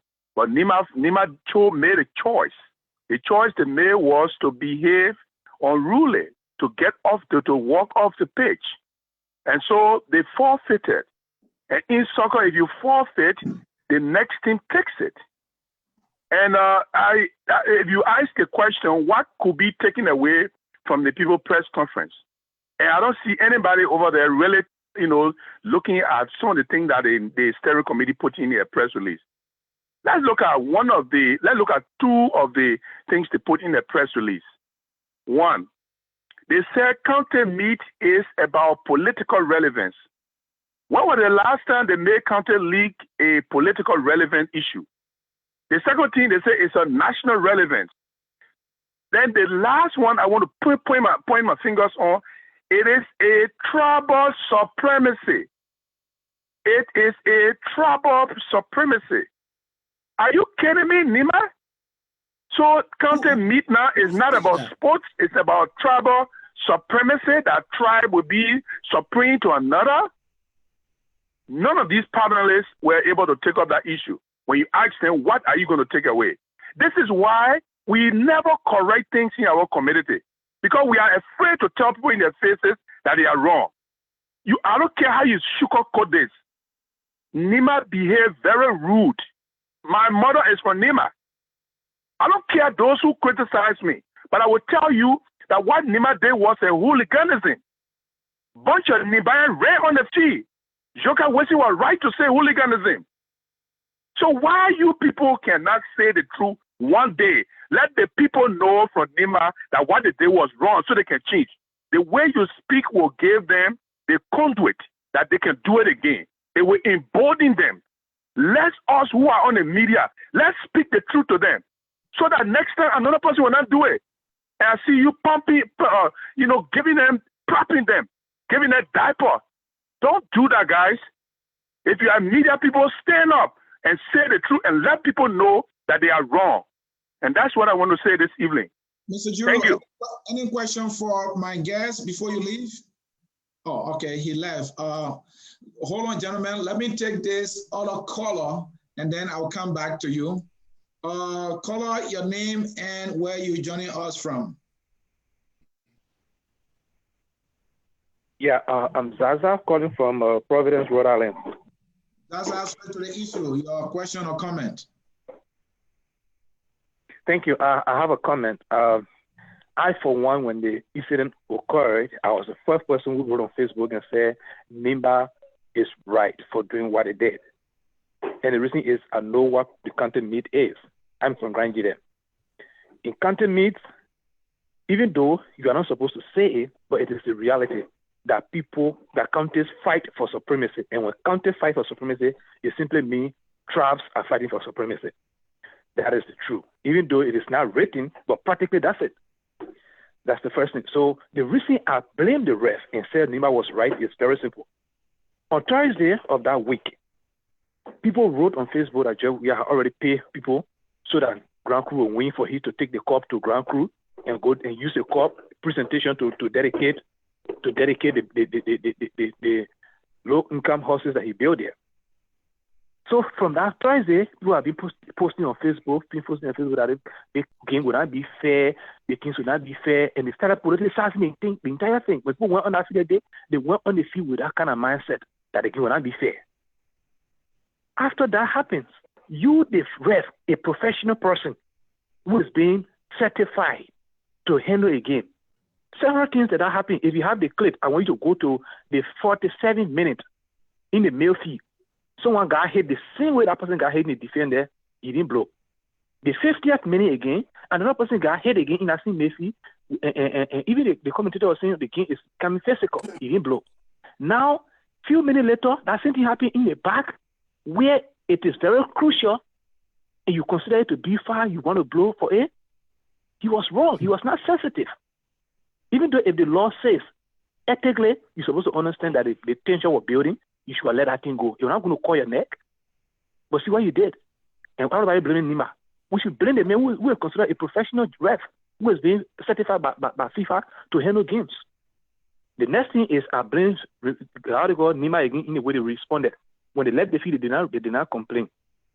After they didn't complain, they are now coming and want to withdraw themselves from the league for all this time. What I look at there is that they are good. I mean, the right that we are considering to be right, they are not doing it against themselves. In that case, that's what I say. I feel they are wrong. Their response is wrong, but their action, I support their action. But they have to retrieve that response and write a formal complaint and see whether people can go inside. FIFA will not go into any complaint. Nobody will go into complaint. If you don't complain to them, we know in America here, if you be a woman or a woman be you, and you go to the police and the police set a court date, when you not go to the court, the case is over. We know that. So the same way, when you not go to LFA or you not go to Ministry of Sport, they will not come to investigate anything. They will take what they have. Thank you. Zaza, thank you. Mr. Conan and Mr. Leeway, I'll come to you. Conan, go ahead, Mr. Conan. You heard the two callers there. Yeah, well, I don't know, with regard to the first caller, I think I have made it clear here that the behavior of Nimba County was wrong. That was the basis of my contribution on that issue. So maybe he may not have been on during my presentation, or maybe I may not have expressed it the way he expressed it. But having said that, and back to this issue, I told my friends here that there was no way we could rationalize that behavior. All of these things that people are injecting, the referee should have taken note of the sentiment of the time and all of these things do not go into the game. And we shouldn't impose that kind of responsibility on the referee. You find some people saying, the man already giving the previous penalty, so you're not supposed to give another penalty. Those are all sentimental issues. And these issues we have been given a benefit of an intensive review again, had the team Nimba stay on the field, completed the process, and file a formal complaint. This is where you go and do the critical analysis of the field of play. But like the other caller said, if you walk off the field, you forfeited the game. There can be no other analysis that will even call for a replay. And I keep saying, if we were to subscribe to those kind of things, no game will end. Every game, any team that is playing a game and they know that for some reason they're going to lose the game, they will walk off the field, claiming any kind of thing. So this is why they have rules. And we've stated clearly here that Nimba County walking off the field was unacceptable, was unsportsmanlike. We said that yesterday. And I'm glad that my brother Zoe agree with me that maybe that statement that was read, I make it clear again. I don't think that statement came from the leaders of Nimba. And I'm happy that he confirmed that it was written by the Sports Steering Committee, because some of the languages in that statement You know, those languages are I mean, I hear people decrying the minister language, but those languages are uncalled for. You know, I mean, this behavior of ultimatum setting, giving ultimatum to people, we do that all the time. We do that all the time. We give this person an ultimatum. We give that person an ultimatum. If we want to promote peace in our country, we have to be mindful of how we communicate with one another. We have to be mindful of that. We have to be mindful of what we say. So, I mean, that is my position. It is unfortunate that politicians are politicizing this thing. I said it last night, you know, anything that is weird has to be politics. Even if we was to be jogging, physical exercise is politics. This man played football. This man won all the trophies in the world. He didn't carry one to Grand Cru. What really would think that Kevin, they can't make up to Grand Cru would be so important to him? I mean, I'm just analyzing. I don't know. This man won all the trophies in the world. Not a single cup he took to Grand Cru. So what is this? They can't make up so important that he has to take it to Grand Cru. And because he has to take it to Grand Cru, he must deploy all these schemes so he can get a cup by all means. I mean, you know, I refuse to accept that. I mean, it is the conspiracy theory, but I don't give those kind of theory any serious consideration. Mr. Kuninde, a political analyst, describing that as a political conspiracy. Mr. Leeway, your turn. Anything that you can swallow that you want to vomit? Go ahead. Well, there's a lot that I cannot swallow, and I have to. But yeah, as the conversation goes on, you know, I'm not taking notes, or I tend to forget some of the things that were said. But let me start with, so that people can be informed. Let me start with my brother. I say I disagree with my brother Depu and Mr. Coney and the caller who claimed that Nimba was wrong to walk off the field. Given the circumstances of the situation on the field, and I indicated this earlier, Nimba had no other option but to take passive protest by walking politely off the field so that the tension that was coming on wouldn't, you know, escalate to a boiling point. Because even the security on the field could not even control the crowd the way things were going. I mean, some of you mentioned that some of the people were jumping over fence and so forth. But the fact is that there was no other way for Nimba to say, well, you know, we're gonna go and complain. There was no constituted authority right there for you to go to. The only constituted authority on that field was the player and the two referees, who apparently knew that the game plan were, and they were executing it so successfully for whoever, you know, authorized it. I know you were quite a conspiracy theory, Mr. Coney. I saw your eyes rolling. It is. But the fact is that this is a country where everything is politicized. Almost corruption is at its rampage. It has been giving a silver jacket to thrive in the society. So when things like this going on, you know, you have to look at it holistically. You have to look at it holistically. We cannot sit there and allow a referee to play the game for Grand Cru so that we can just accept it and give legitimacy to the game. That is not what we wanted to do. And because of that, we passively walk off. This has been done many places in the world. Even, you know, national teams playing around the world, when they feel cheated to the extent that they cannot stand it, they will walk off the field. But immediately after that, the constituted authority will have a technical committee to investigate to find exactly what occurred. This is not what happened in the case of the minister of sports situation. He came there with vengeance. He came there with under the authority to give them whatever, you know, price he wanted to give, and then begin to call us hooligans. This in itself was an insult to our people. You as a minister are supposed to be a reconciler, not the divisive person that he was on that particular conference. Even in the course of his responses to journalists was very aggressive and inappropriate. You're supposed to read. You're supposed to do this, you're supposed to do that. Don't come here.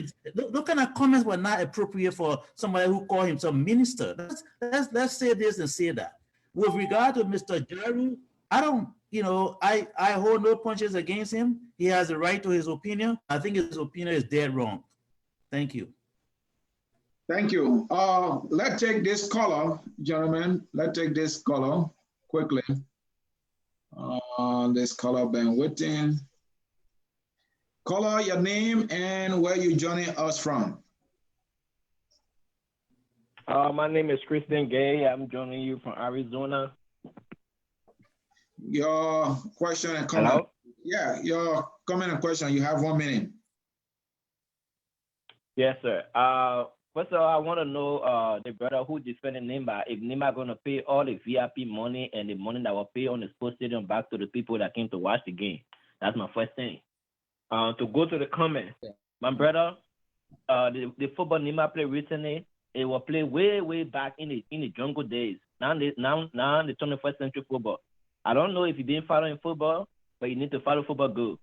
The only time we saw that recently, not too long, that was Chelsea and Barcelona. I think around the 2004, 2005, 2006, when but Chelsea never walked off the field. When that misunderstanding gap between them, they were all on the field. They solved the problem on the field, and they would get back on a play and continue.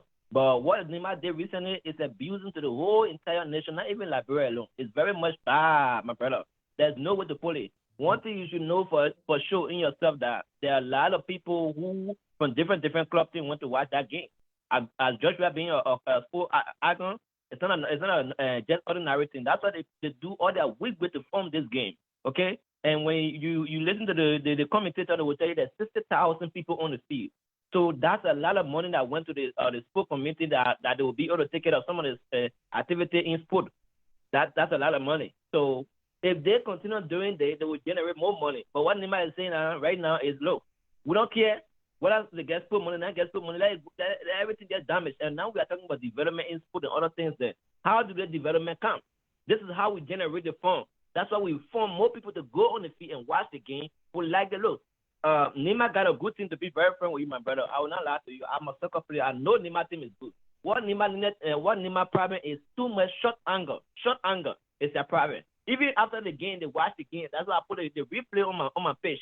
If you still watch the replay, Nimba people, the real player, they won't know for two. They are regretting.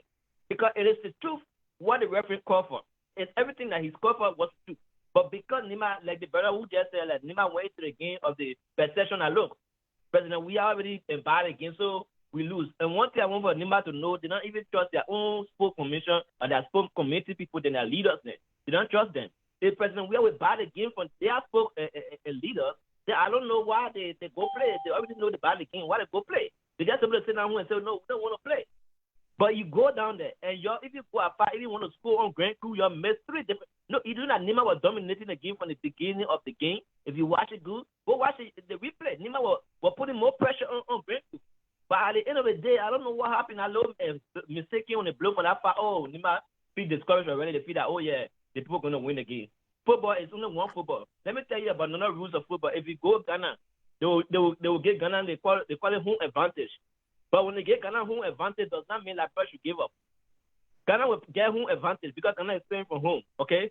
So when Ghana get that home advantage, does not mean Liberia went to Ghana one time was there when they get Ghana home advantage. Liberia beat Ghana 4.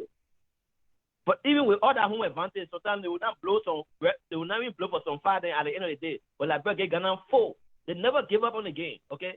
Ghana was the first score, but the team they redeemed the game and they gave Ghana 4. Thank you. Is honestly a disciplined game. So, my brother, there's no way Nimba go on our feet. They don't listen to the rules and regulations from the elders because they give them book before going on our feet. They read all the discipline level to them before going on our feet. So it's not today's thing. So, my brother, don't feed back in them. They did wrong. So I just want to say thank you for that. All right, caller, thank you. Let's bring in this caller. Been waiting for long. And Papa Flomo, welcome to Focus on Liberia. Your question or comment, please. Yeah, thank you very much. I wanted to ask the gentleman who was supporting Nimba, even though his picture is now on the screen right now, we have Mr. Koening's picture there. I wanted to ask the gentleman. It's I wanted to make my question. I wanted to make my contribution a kind of a tete-a-tete, conversation with him. Number one, he said the president had instructed the referees to administer the game the way they did. Does he have any evidence or proof to that statement? Although he's not, okay, that's Mr. Leeway. Yeah, Tony Leeway, that's number one. Does he have any evidence, proof to show that George Weah instructed the referee to administer the game the way they did, number one? And number two, the first goal from Grand Cru, he watched the game. Was that not a handball? That's my second question. And my third question is, the penalty the referee called for, if you watch the game, didn't the Nimba Kante defender leave the football and then push the Grand Cru Kante striker? So those are the three questions. And those three questions, if he cannot answer them, I don't know upon which basis he's saying that George Weah paid the referees to administer the game the way they did. I mean, if you say certain things, people are listening to you. You should have evidence. You should have proof. You should give, even if you cannot give cogent evidence, substantial evidence, you should give some circumstantial evidence. But looking at the game, there is nothing in that game that even shows remotely that Nimba Kante was cheated. The first ball was a handball. Everybody saw it. The second penalty that the referee called for, the Nimba Kante defender left the football and then pushed the defender. In my opinion, that was not a tough tackle. But in the rules of football, if you leave the football and go and push your opponent, that's a penalty. I don't know, based on what they are saying that George Weah bought this game. If the gentleman was there and when he comes back, please relay my question to him and let him answer. Thank you very much, my brother. Thank you, Pape Flomo. Thank you for your contribution. Gentlemen, let me bring one more caller and then you guys will answer the question. So I hope you are taking note. Let's bring in the man, Steve Bole. Mr. Bole, your question or comment, please. Yes, first of all, I'd like to start off by saying thanks to focus on Liberia and to your studio guests in there, and thanks to the most important people in the world, which are the Liberian people, in my view. I believe wholeheartedly that they're the most important people, and I run with that theory. I also like to remind the Liberian women that they're the most beautiful women on earth, and that is a fact. That you, Mr. C.A., and members of Focus on Liberia can attest to that fact, because almost all, I would say all of the males in Focus on Liberia are married to Liberian women. So that's a fact. But let's move on to the issue here. The first thing I want to start off on is with the Yekeh Kolubah issue. You see, the truth about it is Yekeh Kolubah is grown. People, it will not be uncommon for people to switch political parties or to align with certain political parties, regardless of their reasons. What I want to say to the Liberian people is we need to shift from the mindset of depending and trusting one person or one group of people. We must speak to the issue and nationally speak to the issue and speak to it. So it doesn't matter who's in your camp, who's not in your camp. If you're doing the right thing, you're not worried whether somebody chooses to go to the party or don't go to the party. That, for me, that's not a big deal, in as much that people will see it as, But if Yekeh decides to go to the CDC-led government, which he has criticized, then the question comes to me. He has criticized openly, especially the standard bearer, President George Weah. If he decides to go that route, that I will start to question some things about him. I'm not his spokesman, but one of the things he said openly is that, which of course he never attended as a matter of fact, he never attended the ceremony on Monday, stating that he cannot sit under the same roof with the president. So I don't know how that will play out. So I'm not really, paying attention to that, knowing that, he will have a lot of questions and answers. But the most important thing is this whole county new thing. The first thing I want to say is we can sit here and blame Nimba County, blame the referees, blame the rules. The first thing I want to say was this was a national disgrace for Liberians, for Liberia at large, because other partners around the world were watching on the internet and it was a national disgrace that the economy did not end the way it was expected to end, or the usual way we know that we end. And players will be rewarded on the field, and trophies will be turned over. We'll have a big celebration. I feel it's a national disgrace. We need to work on that as a nation. We definitely need to work on that. Another thing I want to point out to the ruling party, which is the government, is you see, optics are very important. Just before the game, there was something that was done. Before the finals, there was something that was done. There is a picture parading on Facebook, and it shows the president with brown envelope in his hands and shaking, the other team. Now, in the context of Liberia, when you see brown envelope moving around, or you see brown envelope, we term it as as a means of corruption or so forth. That's how we look at it as Liberians, whether you want to believe it or not. That's a fact that we cannot avoid, all of us. And so that picture alone, that optics, send a wrong message. My honest advice to the president is he should leave. If he wants to go on the field, let him go on the field. There was no need for him to call teams and do all this one. He needed to stay away from that.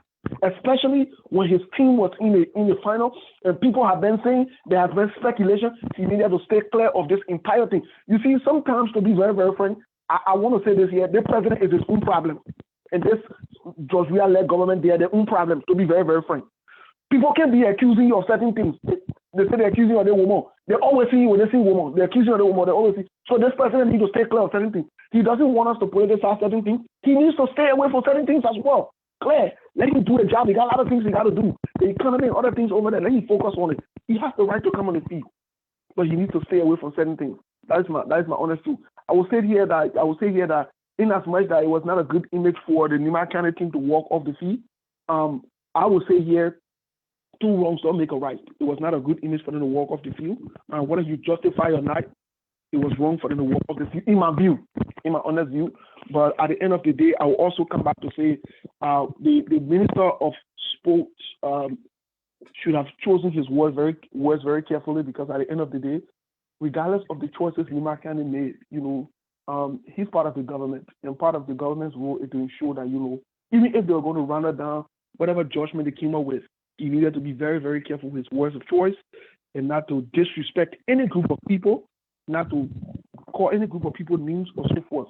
These are some of the things that we don't want to do, because at the end of the day, the kids that play on the field that day, they are our children. Whether they're from Nimba or not, they are Liberians first.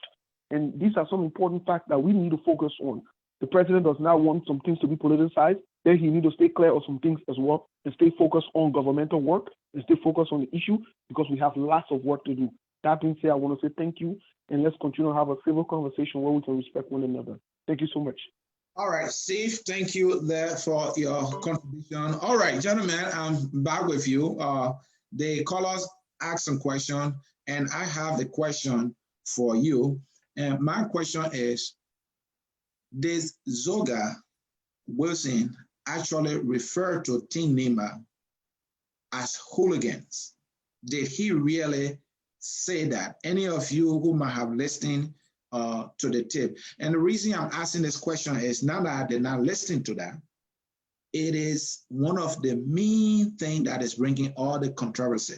It is because of this statement, plus other things that happen on the field, for which the steering committee of Nimba has issued this statement, in which they say a lot of things that I think are allying to the flame that already has been burning.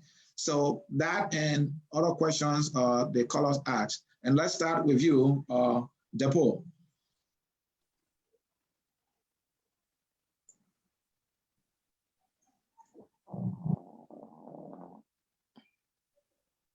Depo, okay, all right. Yeah, I like the way that people express their view about it. I think realistically, the issue of Nimba walking out, I said that it's not right in terms of sporting rules.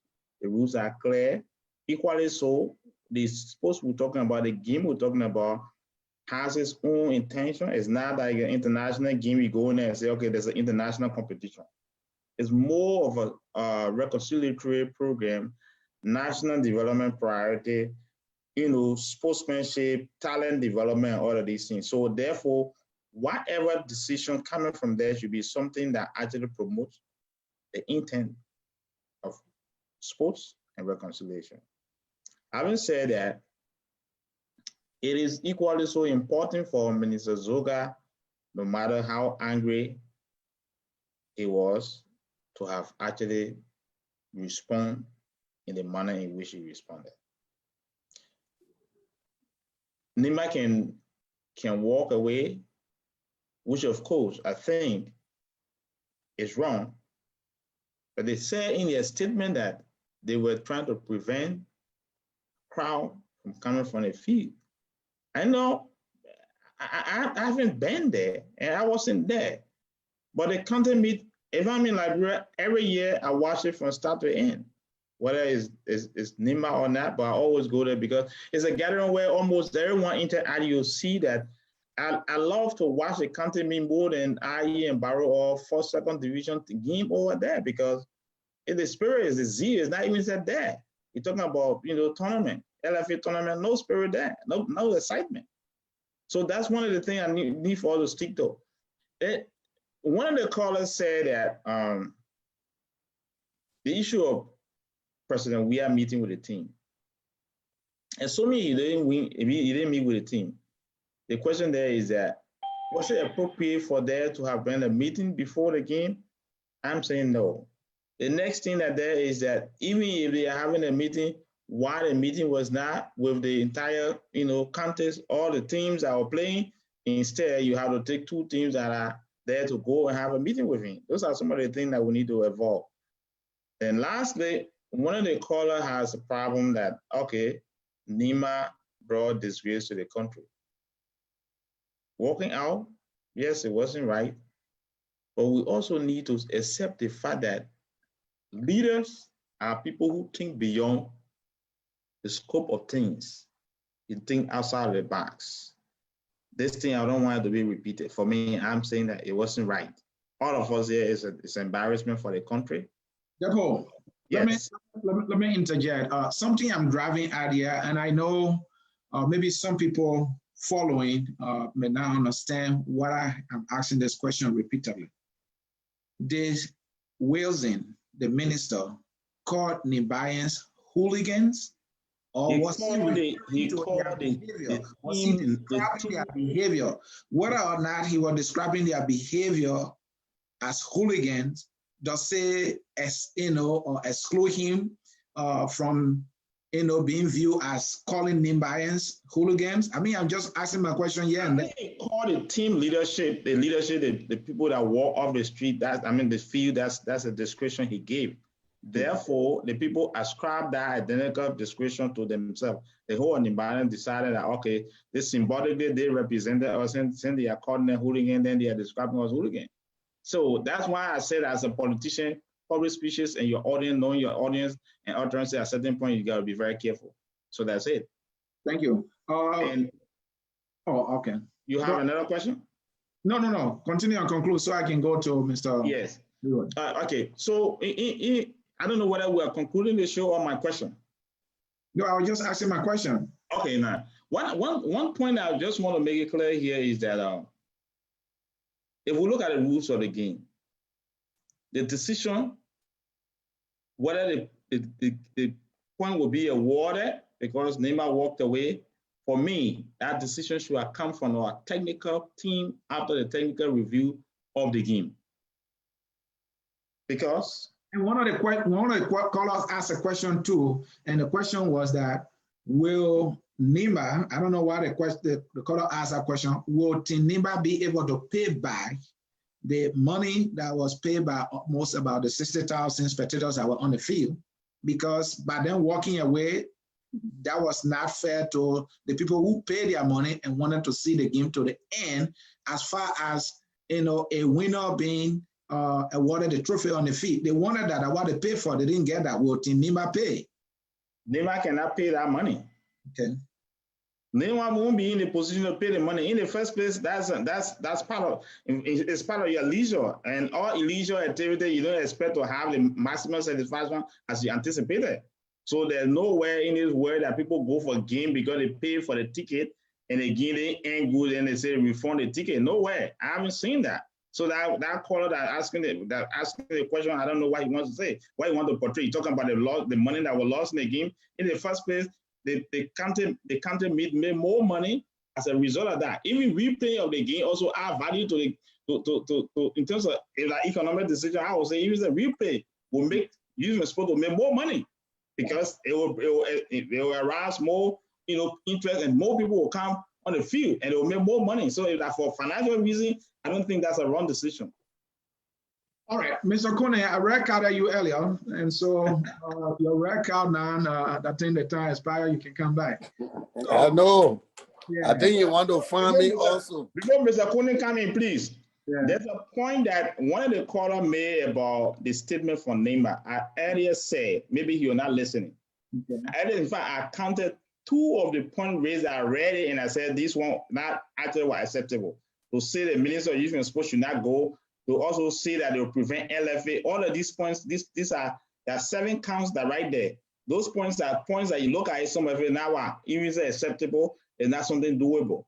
But the reality there is that when people are angry, they say some of these things. That's why it's good for people to sit down together and meet and have a conversation before coming with all of these decisions. I think had there been a meeting between the county sports committee and the Ministry of Youth and Sports after the walk of the game and after the statement from the Minister of Youth and Sport, then by now I know that there will have been some, different sentiment coming from both parties. But because there haven't been a meeting, people will be saying that, and the authority, I know the county authority or the caucus will be able to speak officially. Thank you. And Mr. Kone, briefly, 1 minute, then we can come to Mr. Leroy. Mr. Leroy. You give me record, being quiet all this time, you giving me 1 minute. Okay. Go ahead. I give you 2 minutes. Listen, okay. Look. I think the issues were enumerated by. Is it me or Tony? What? Tony, you gotta pay attention that Mr. Kone's time. Oh, I didn't know. I thought you called me. That's why I was asking. I'm sorry, Mr. Kone. Well, you're welcome, Tony. Look, listen. This era in our country, for some reason, we've seen extreme politics at all levels. And we have to admit that. There are certain politicians in Liberia that take anything that embarrasses the president to be a fair game. Anything that embarrasses Joshua is fair. Even if it doesn't warrant that. There are people jubilating today that they can't meet and they're in failure because in their very narrow mind, it is an embarrassment to the president. So for them, their objective has been achieved. And we Liberians, we have to go above that. We have to go above that. The county meet has very good purpose. It has served that nation from time to time. We've spotted talents from the county that come to the national scene, play in our first division league, and some of them even gone national and international. The county league has unified our people. Can you imagine? You were talking about my own county, Sino. When Sino is playing, there is no discrimination between Crew people, Congo people, and Sapo people. We are all together because it's our county. The same thing for any county you can talk about. Whether that Lofa, whether that Nimba. When Nimba were playing, I think all the people of Mano, Gio, Mandingo, all the people there were together. Lofa, the same thing. This is an important national thing. But politics will not stop there. If it embarrasses the president, it meets our objective. So let's promote it. Let's implement it. So that's the calculation that people make. All right, Mr. Kone. Let me learn, please. People are calling for all of these things. The wrong thing that the minister had done. And we're calling for the things that no one here has even called for Nimba County to apologize to the Liberian people. Everybody is saying Minister Soka should apologize. Minister Soka should apologize. But who has called on Nimba County to apologize to the Liberian people for that unsportsmanlike behavior? Everybody is talking about how vote-rich Nimba is, how powerful politically Nimba is. These things don't serve us. No one county is politically powerful than all the counties in Liberia. We have to realize that our fate is linked together as a nation. And no county should feel a sense of power in our country to the point where you think that you can detect to the rest of the country. That is to the rest of the country. That is dangerous. Nimba County need to apologize to the Liberian people before we can even talk about apology coming from other places. We need to do this. Thank you, Mr. Kunin. Mr. Leeway, there was a caller that asked you 3 questions. I don't know whether you were paying attention at the time. No. What is the question? What were the questions? First of all, before you post your question, let me respond to Mr. Coney regarding Nimba's political strength or perceived political strength, and how he thinks Nimba is dictating to the authority in Liberia, especially with regard to the sporting activities. I think we are misplacing the wrong that is done and putting everything on Nimba's head. I think we should also apportion the blame to the referee and his assistants who frequently violated Nimba by ruling against them consistently. This is where the problem came from. Let's also realize that this game was intended to unify our people. You cannot politicize it by insisting that your team must win because you are president of the country. That is not how sportsmanship should be. So if it is sportsmanship, then it should be all across the board. You cannot insist that because you are from this place, the cup must go there. That is the sentiment that Liberians have when the game even started. And this is the sentiment that has been all over the social media in terms of how this whole thing was set up. In fact, the game was rearranged just to satisfy this particular purpose. Let's look at it very critically. The minister of sports was wrong. The referee was wrong. Nimba has some responsibility, but that is the entire thing is not because of Nimba's behavior. Nimba has the right to walk off the field if she doesn't feel satisfied by decisions that were made. Nobody was intervening. In fact, you cannot say, let's wait until the end of the game when they're awarding a trophy before you say, well, let's file our complaints. Seriously? Is that how you think? Is that how you look at the situation? No, we will not do that. We will always defend our right to prevail, especially given this is a tragedy. Mr. Leeway. Whatever you want, that's your opinion, that's mine. So what were the questions? Go ahead, I'm listening. What are some of the calls? Please give me some examples of the calls that you talking about that the referee made that were not fair, in your opinion. Can you reference the 2 or 3 infringements that were blown against Nimba? In fact, if you look at the tape very carefully, the referee even issuing a yellow card to a Nimba spectator outside of the game. I don't know if you noticed that. I watched that. And if you and myself were sitting in the same place, I'll show you what I'm talking about. To the extent that he was just blowing against Nimba. Excuse me? No, I was just asking, and that has never been done before. Whether it has been done before, I think those rules are there and they should be done. They should be applied fairly, not to target a particular team that is playing that even has a better hand. That I don't think that was appropriate. So I'm not sure whether you think. I know that Nimba has been playing these games for many years. Nimba has won more than 3, 4 times or 5 times. I'm told. Even during Ellen's administration, Ellen was not involved in a game like that. Ellen was not instructing the minister to change schedule because of whatever perceived interest that he had. That was not Ellen's interest. We all had a level of tranquility where the game was played fairly. We enjoyed the game. Nimba lost a couple of the games. She did not complain. And you think we never raised issues about it because of the way the referee was conducting himself? We have to raise issue about it. The only issue we have to raise was to passively walk off the field in protest. Mr. Leeway. Yes. Yeah, and you are assuming here that the president instructed Zoka and then they instructed the referee. Is that why you trying to? I'm assuming that is the sentiment that has been prevailing around the social media. Or it's just a sentiment, it's not a reality. I don't know what is reality or not, but that was what was perceived because of the corrosion that was brought in. Reality or sentiment?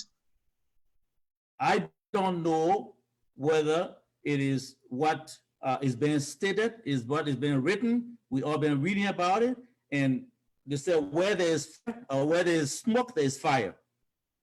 If it makes sense to you. All right. Again, folks, in cyberspace, this is Focus on Liberia. My name is Anthony hosting, and we are discussing the fallout from the fiasco campaign in which the Grand Crew has been awarded the trophy by the Ministry of Youth and Sport, and the steering committee of Nimba County, or Team Nimba, released a statement. They are asking for Zoka Wilson to apologize in 48 hours or dare not step his foot in Nimba County.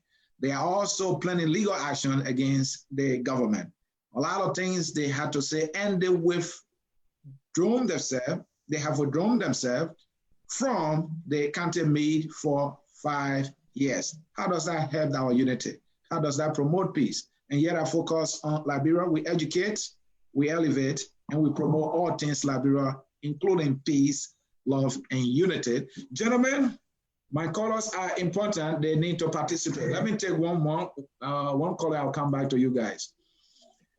Caller, your name and where you joining us from. Hey, my brother, Mr. C. This is Anthony Gay from the state of Pennsylvania in the Philadelphia area. Good evening to every one of you gentlemen, the panelists, and the host. Go ahead, straight to the issue. Let's hear you. All right, if you permit me to give me at least 30 seconds, let me talk on something about Yekeh Kolubah thing, then I can pivot quickly to the school activity. What is happening right now is an attempt, calculated an attempt to use more crowd to go to the February 15th CDC retreat for more people to turn out. The Chairman Molu was out today, encouraging people, begging people, and promising them back of rights and whatnot to bring as many people as they can, so they can prove that, yes, President, we are still popular. That's the reason why they try to put out that myth that, Yekeh Kolubah is trying to go to CDC. However, let's pivot quickly to the sporting activity.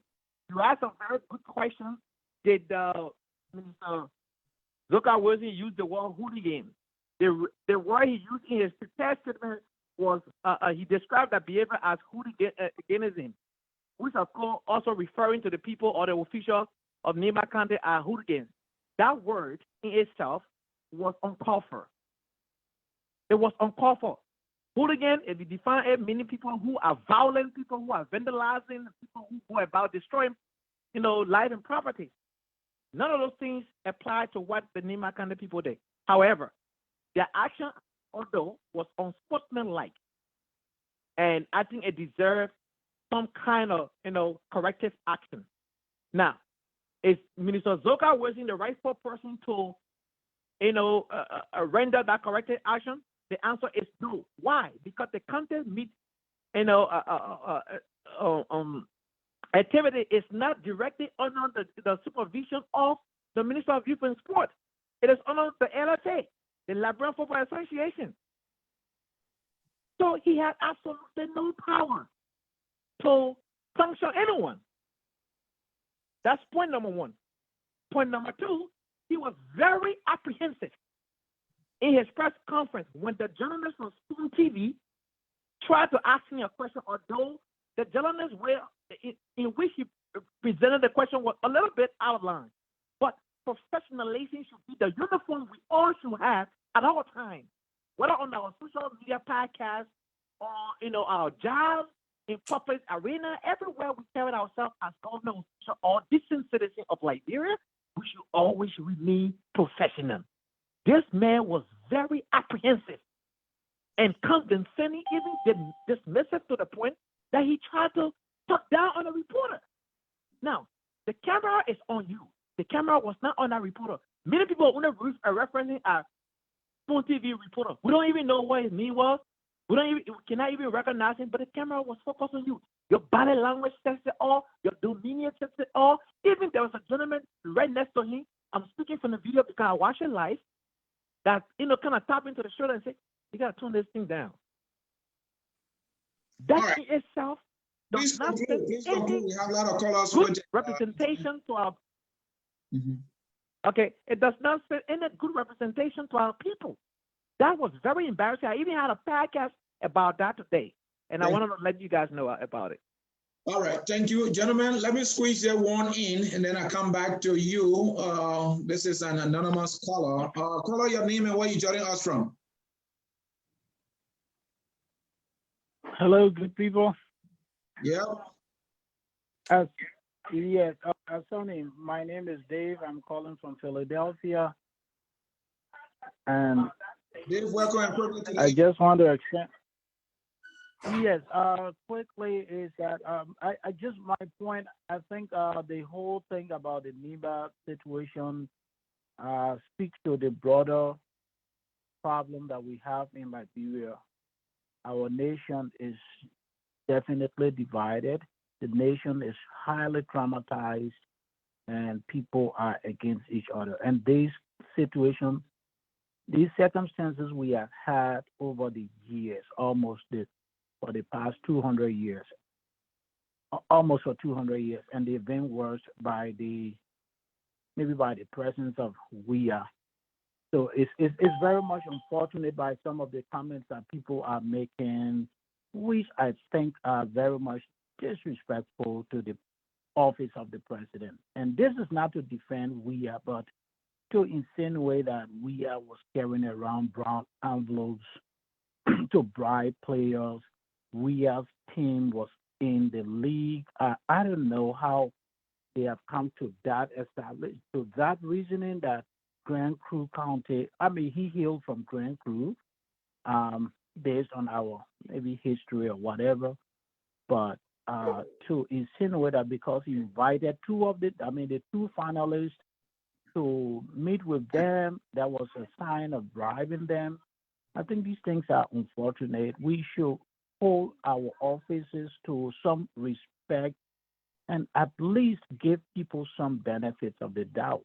This doesn't mean that I am 100% in agreement with how WIA is running things, but at least sometimes let's be a little bit respectful. Let's be a little bit considerate in what we are doing, in what we are altering in our nation, because those things, they impact the lives of all of our folks. And even to the point that Nimba has unilaterally said that the county will withdraw from the league for 5 years, I think that is another unfortunate thing.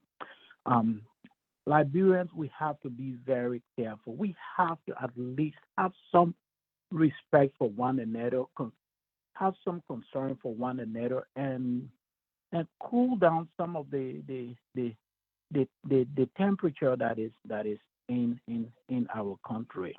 We have gone through a lot of hate, of destruction, and these things are not helping them. I understand Nimba also politically, historically, people of Nimba and most people of Liberia are also traumatized.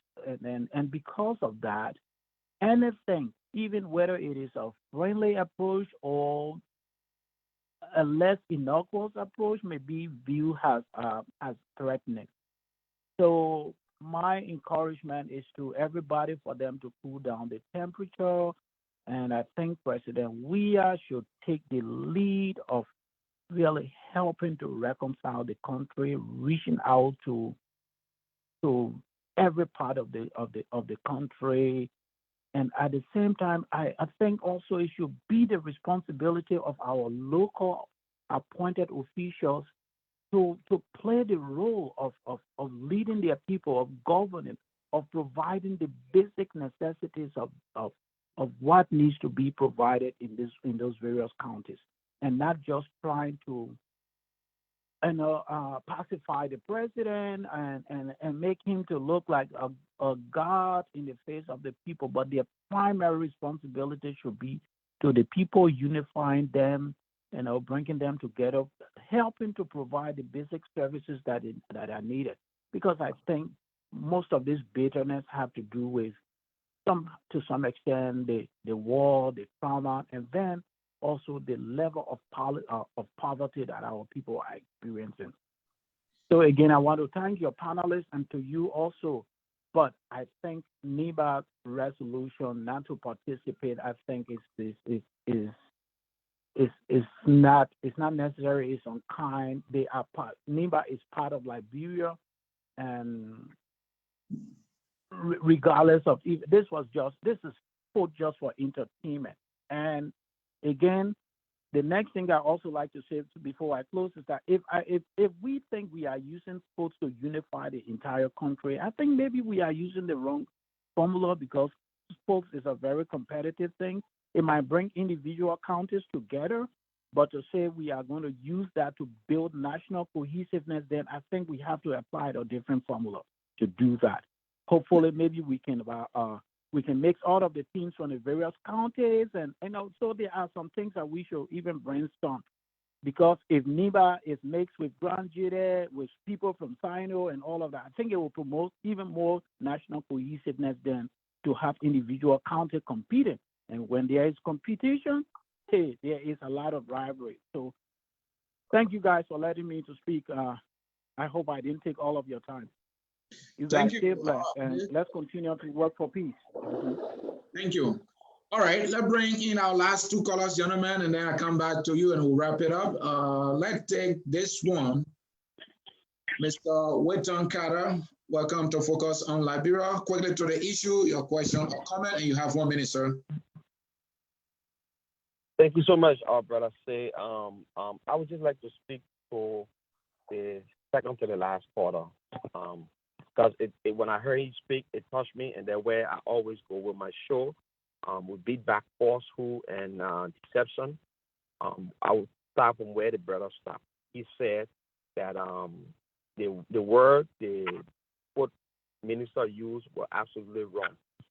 I think the word the minister used were right. When your official incite people to jump over the stadium and to throw water bomb on the field, urine on the field, it's called hooliganism. I think that was the right thing. He was not referring to the people of Nimba County. He said the act, the way the official acted, it made the people to behave the way they behave, and that's an act of hooliganism.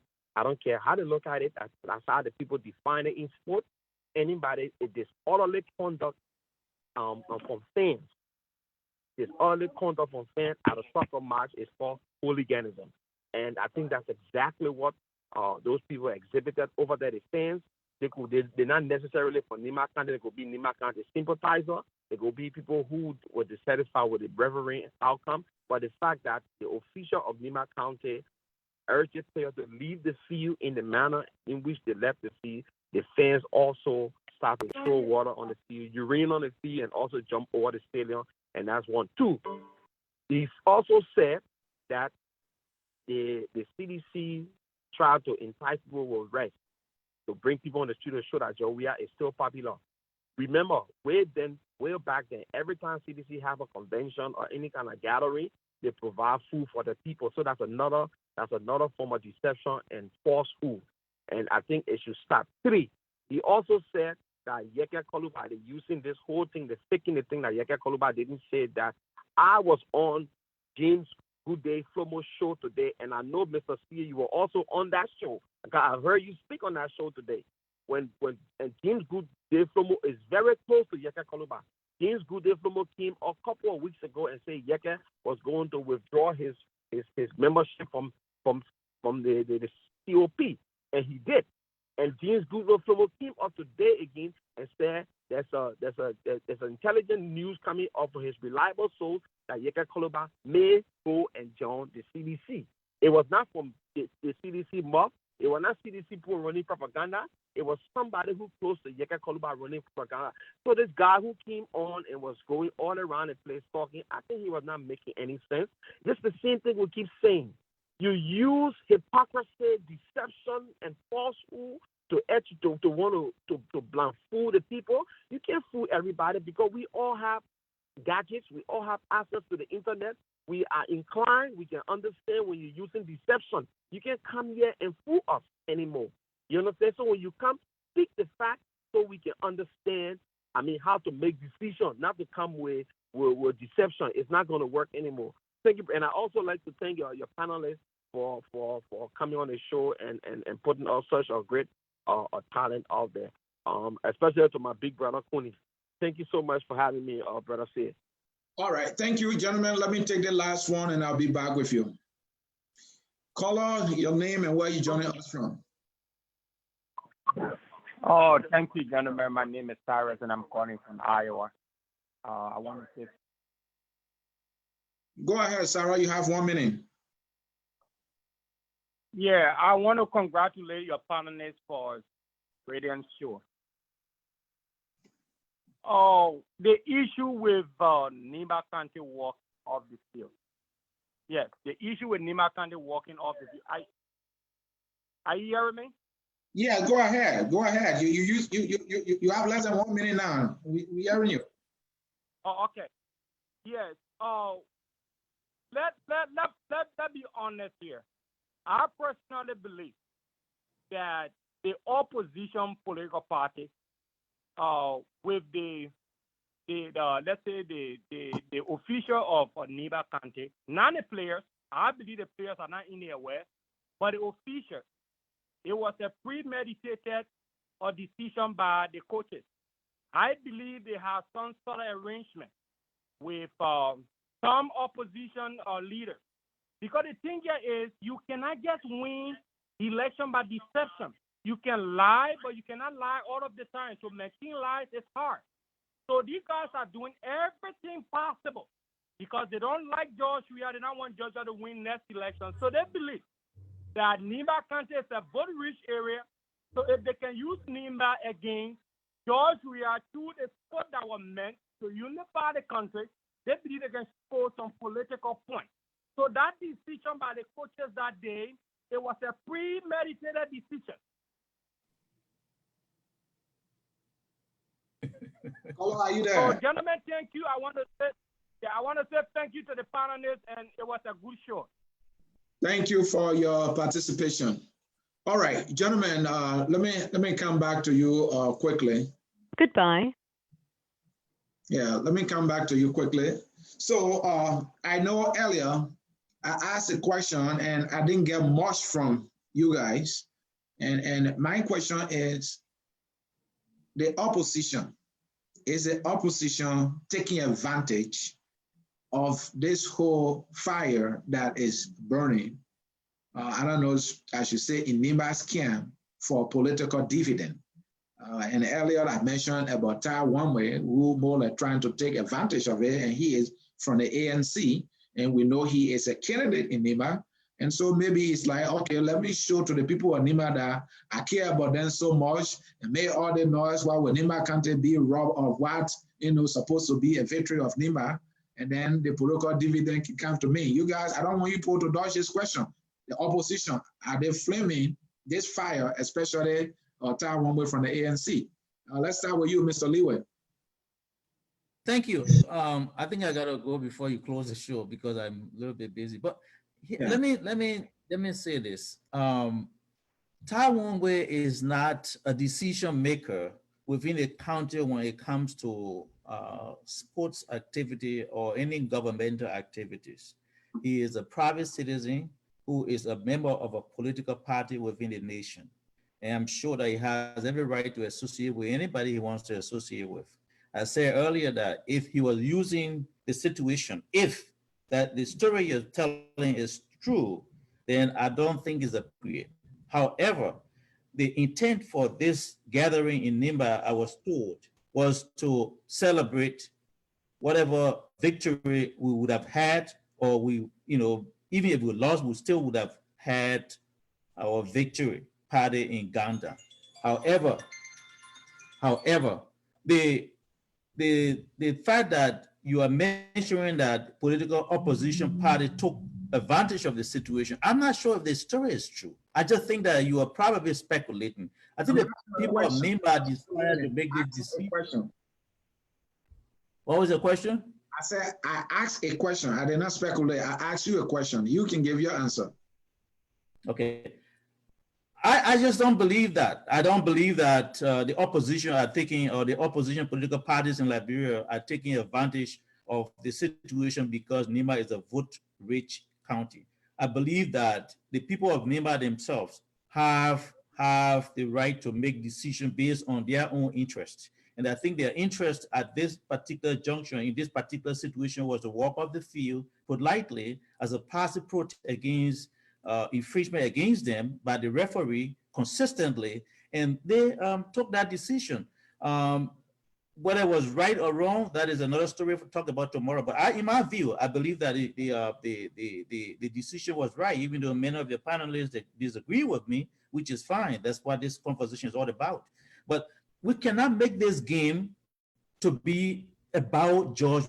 I heard many of the people say, "Oh, because they hate Georgia, they hate." This is not about hating anybody. Liberia is for us. All of us are part of the country. George Weah is our president. Some of us were happy to see George Weah as president. It's not about George Weah. This is a game that was intended to unify our people, and some people indicated, some of our callers indicated that it was not the right format, or it was not the right process. We should have another, program. That's fine. I mean, suggestions can be made so that we can improve whatever unity we need to have in the country. But to say that the whole thing is about George Weah, somebody hit George Weah, that's somebody doing this to tarnish his reputation so that the game does not go well, I don't believe that's true. During Ellen's time, there was no undue influence or interference into the sports activity in the way and manner in which it's done in this particular situation. That's why I brought about all of what is going on right now. It's not about George Weah being president and somebody hitting him. No, I don't think so.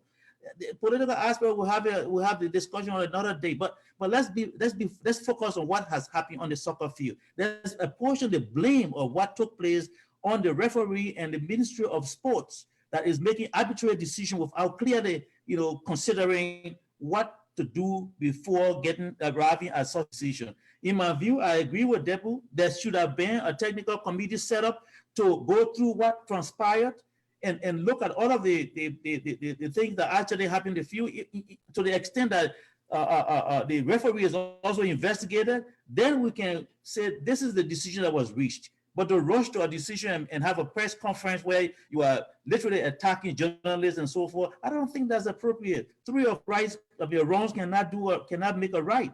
I mean, regardless of what transpired, let's be honest. The blame should not be placed on Nimba's head. I will protect and defend that at all costs, anywhere and everywhere. Nimba was in the right to walk away when she was being cheated massively. Thank you. Thank you, Mr. Leeway. And you say you have some business schedule. If you have to leave, you can do that. Just tap on your screen there on your left. You will see the word leave, and you will be gone. We respect your schedule, and thank you for your participation. We hope we can do that again. I think you brought substance to the debate. We appreciate that. Mr. Coonan? Thank you. I got something for you. I was listening to Mr. Leeway carefully. At some point, he believes sentiments that are being expressed by individual on Facebook when he was talking about the president was seen giving Brian envelope and all that, and he considered it as intrusion. But when it came to Taiwan, we're also posting on Facebook, and that's his right, and it has nothing to do with politics and all that. It's like this man is mistaking bitter cola for partner and trying to mistake salt for soda. What do you think? Well, I'm sorry that my brother Tony left, because I would have loved for him to be here for him to hear what I have to say. I think in some of the things he said, he contradicts himself. On the one hand, he makes everything that went wrong into this tournament from the pre-game stage. He makes everything about Weah. And then on the other hand, he said it's not about Weah. I found that contradictory. It is Weah who injects himself. It's Weah who is passing the instruction. It's Weah who is doing this. But at the same time, he's telling us, no, it got nothing to do with Weah. Look, the issue, as I indicated from the beginning of the show, is straight foul. And people who watch football, people who know football know that what Nimba County did was wrong. And we have to tell Nimba County that what they did was wrong. There is nothing in the rule that calls for passive resistance like my brother was referring to. Games are organized. There are officials, match officials that supervise the game. If you have a problem, you note your protest with the match official. And that's the rule. And so that we shouldn't sugarcoat that. And again, like, people saying the minister words, in as much as the minister may have used a word, but words are in context. Words are within their hooliganism on the football field may be quite different in another meaning where it is applied. So in as much as there could be other choice of words that the minister could use, what I find interesting is people are calling on the minister to apologize when they have yet to call on Nimba County, the sport team of Nimba County, to apologize for this unsportsmanlike behavior that was conducted. And I hear people talking about law. I'm one of those who believe that our institutions should be tested. I would love to see Nimba County taking the Ministry of Youth and Sport to court. I would also love to see a group of Liberian spectators taking the Ministry of Youth and Sport to court and the Nimba County Sport Federation to court. Because when people pay for their entertainment, they deserve to get what they pay for. This is what it's doing developing in other societies. People can't go to a game they pay for, then somebody just decide to cut short of the game. So maybe we need to test all of these theories. We need to test them. I'm not saying somebody will be wrong, somebody will be right. But as we make our country better, this issue of impunity, we have to find a way to deal with it. When there is somebody who disrupts the game, somebody must pay a penalty. When there is a public official who made a decision that we dislike, somebody must pay a penalty. That's what I'm saying here. But the broader issue, look, since the election of this brother to the presidency, many in the opposition have designed an apocalyptic syndrome for Liberia. Everything in Liberia is supposed to be falling off the rail because of the election of this man. Liberia should be dissolving as a nation because of this man. So all of these things are created, and once it benefits their political narrative, that's all that matters. We call for repeated protests in the names of individual rights, while at the same time calling for the government to bring investors. Now you tell me, what kind of person carry money in their pocket to invest in a country where protest is on a daily basis? We call for reconciliation among our people, but you find individuals working hard to achieve the opposite. So these are strategic plans that are in place by opposition politicians, to get these kind of outcomes. You're talking about president, like the other caller, the president have brown envelope. That is so disrespectful. That is so disrespectful. It don't have any debate. And then sometimes we come on this show and we present those things as facts. Mr. Konen, I'm not saying I'm agreeing with the caller, but the issue of brown envelope, you know about it. Brown envelope is a culture. I know about it, but what I'm saying, we have a greater responsibility. Those of us that come on this show, I'm not talking about the callers, but those of us that come on this show as panelists, we should have a greater responsibility to make sure that whatever information we convey to the public at least meet some reasonable level of truthfulness. So for somebody to say, oh yes, they call a meeting and there were envelope pies and it's just an irresponsible statement, to be honest with you. And we have to be guided by these things. I mean, this was a sport march. There is nothing like how they call it, peaceful protest in sport march. Everything that peaceful protest is governed by rules.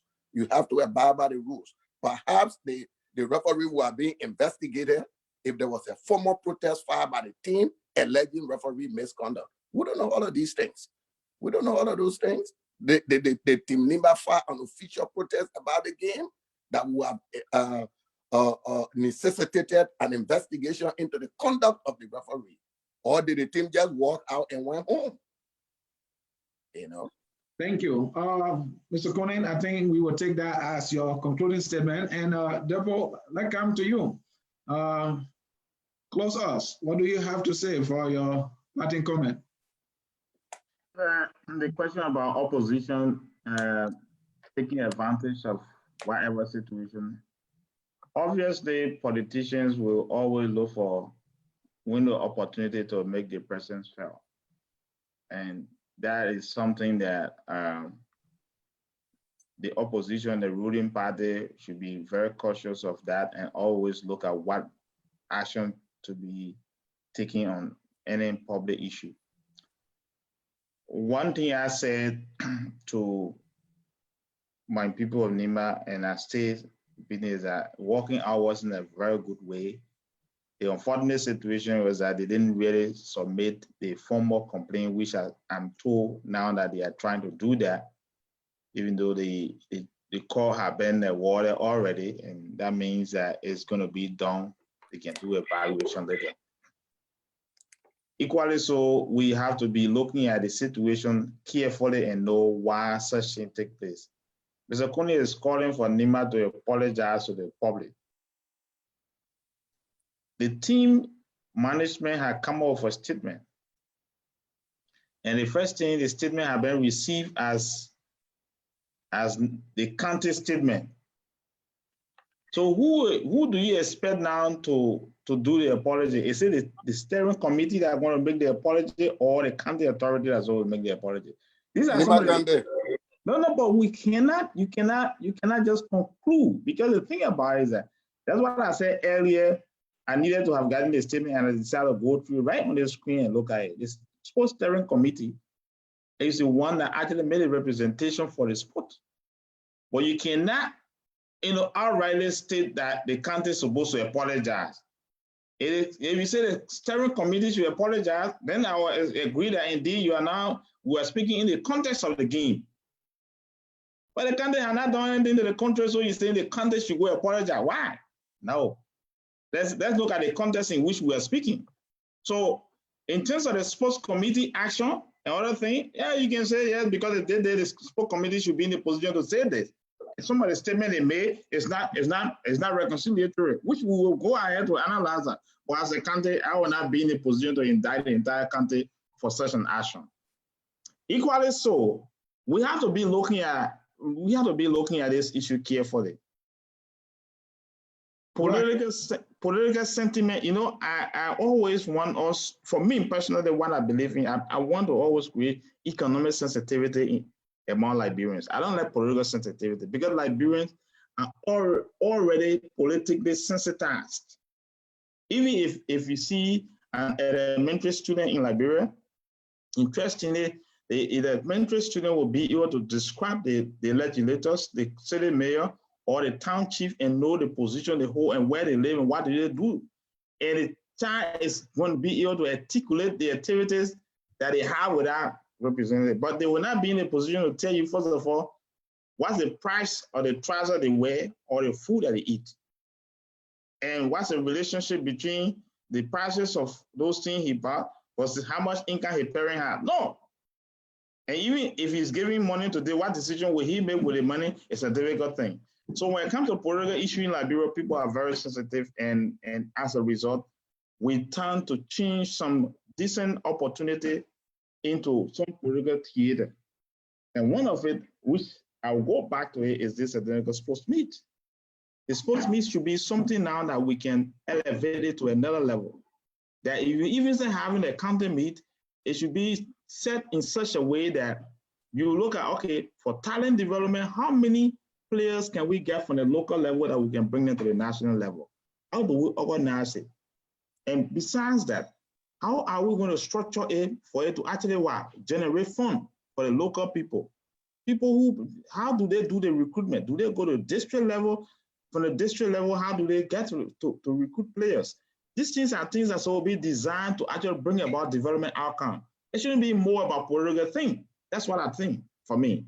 And that's why, because we've taken more political and ended politically, and which is not good. Sports, it should be more of our social and economic impact.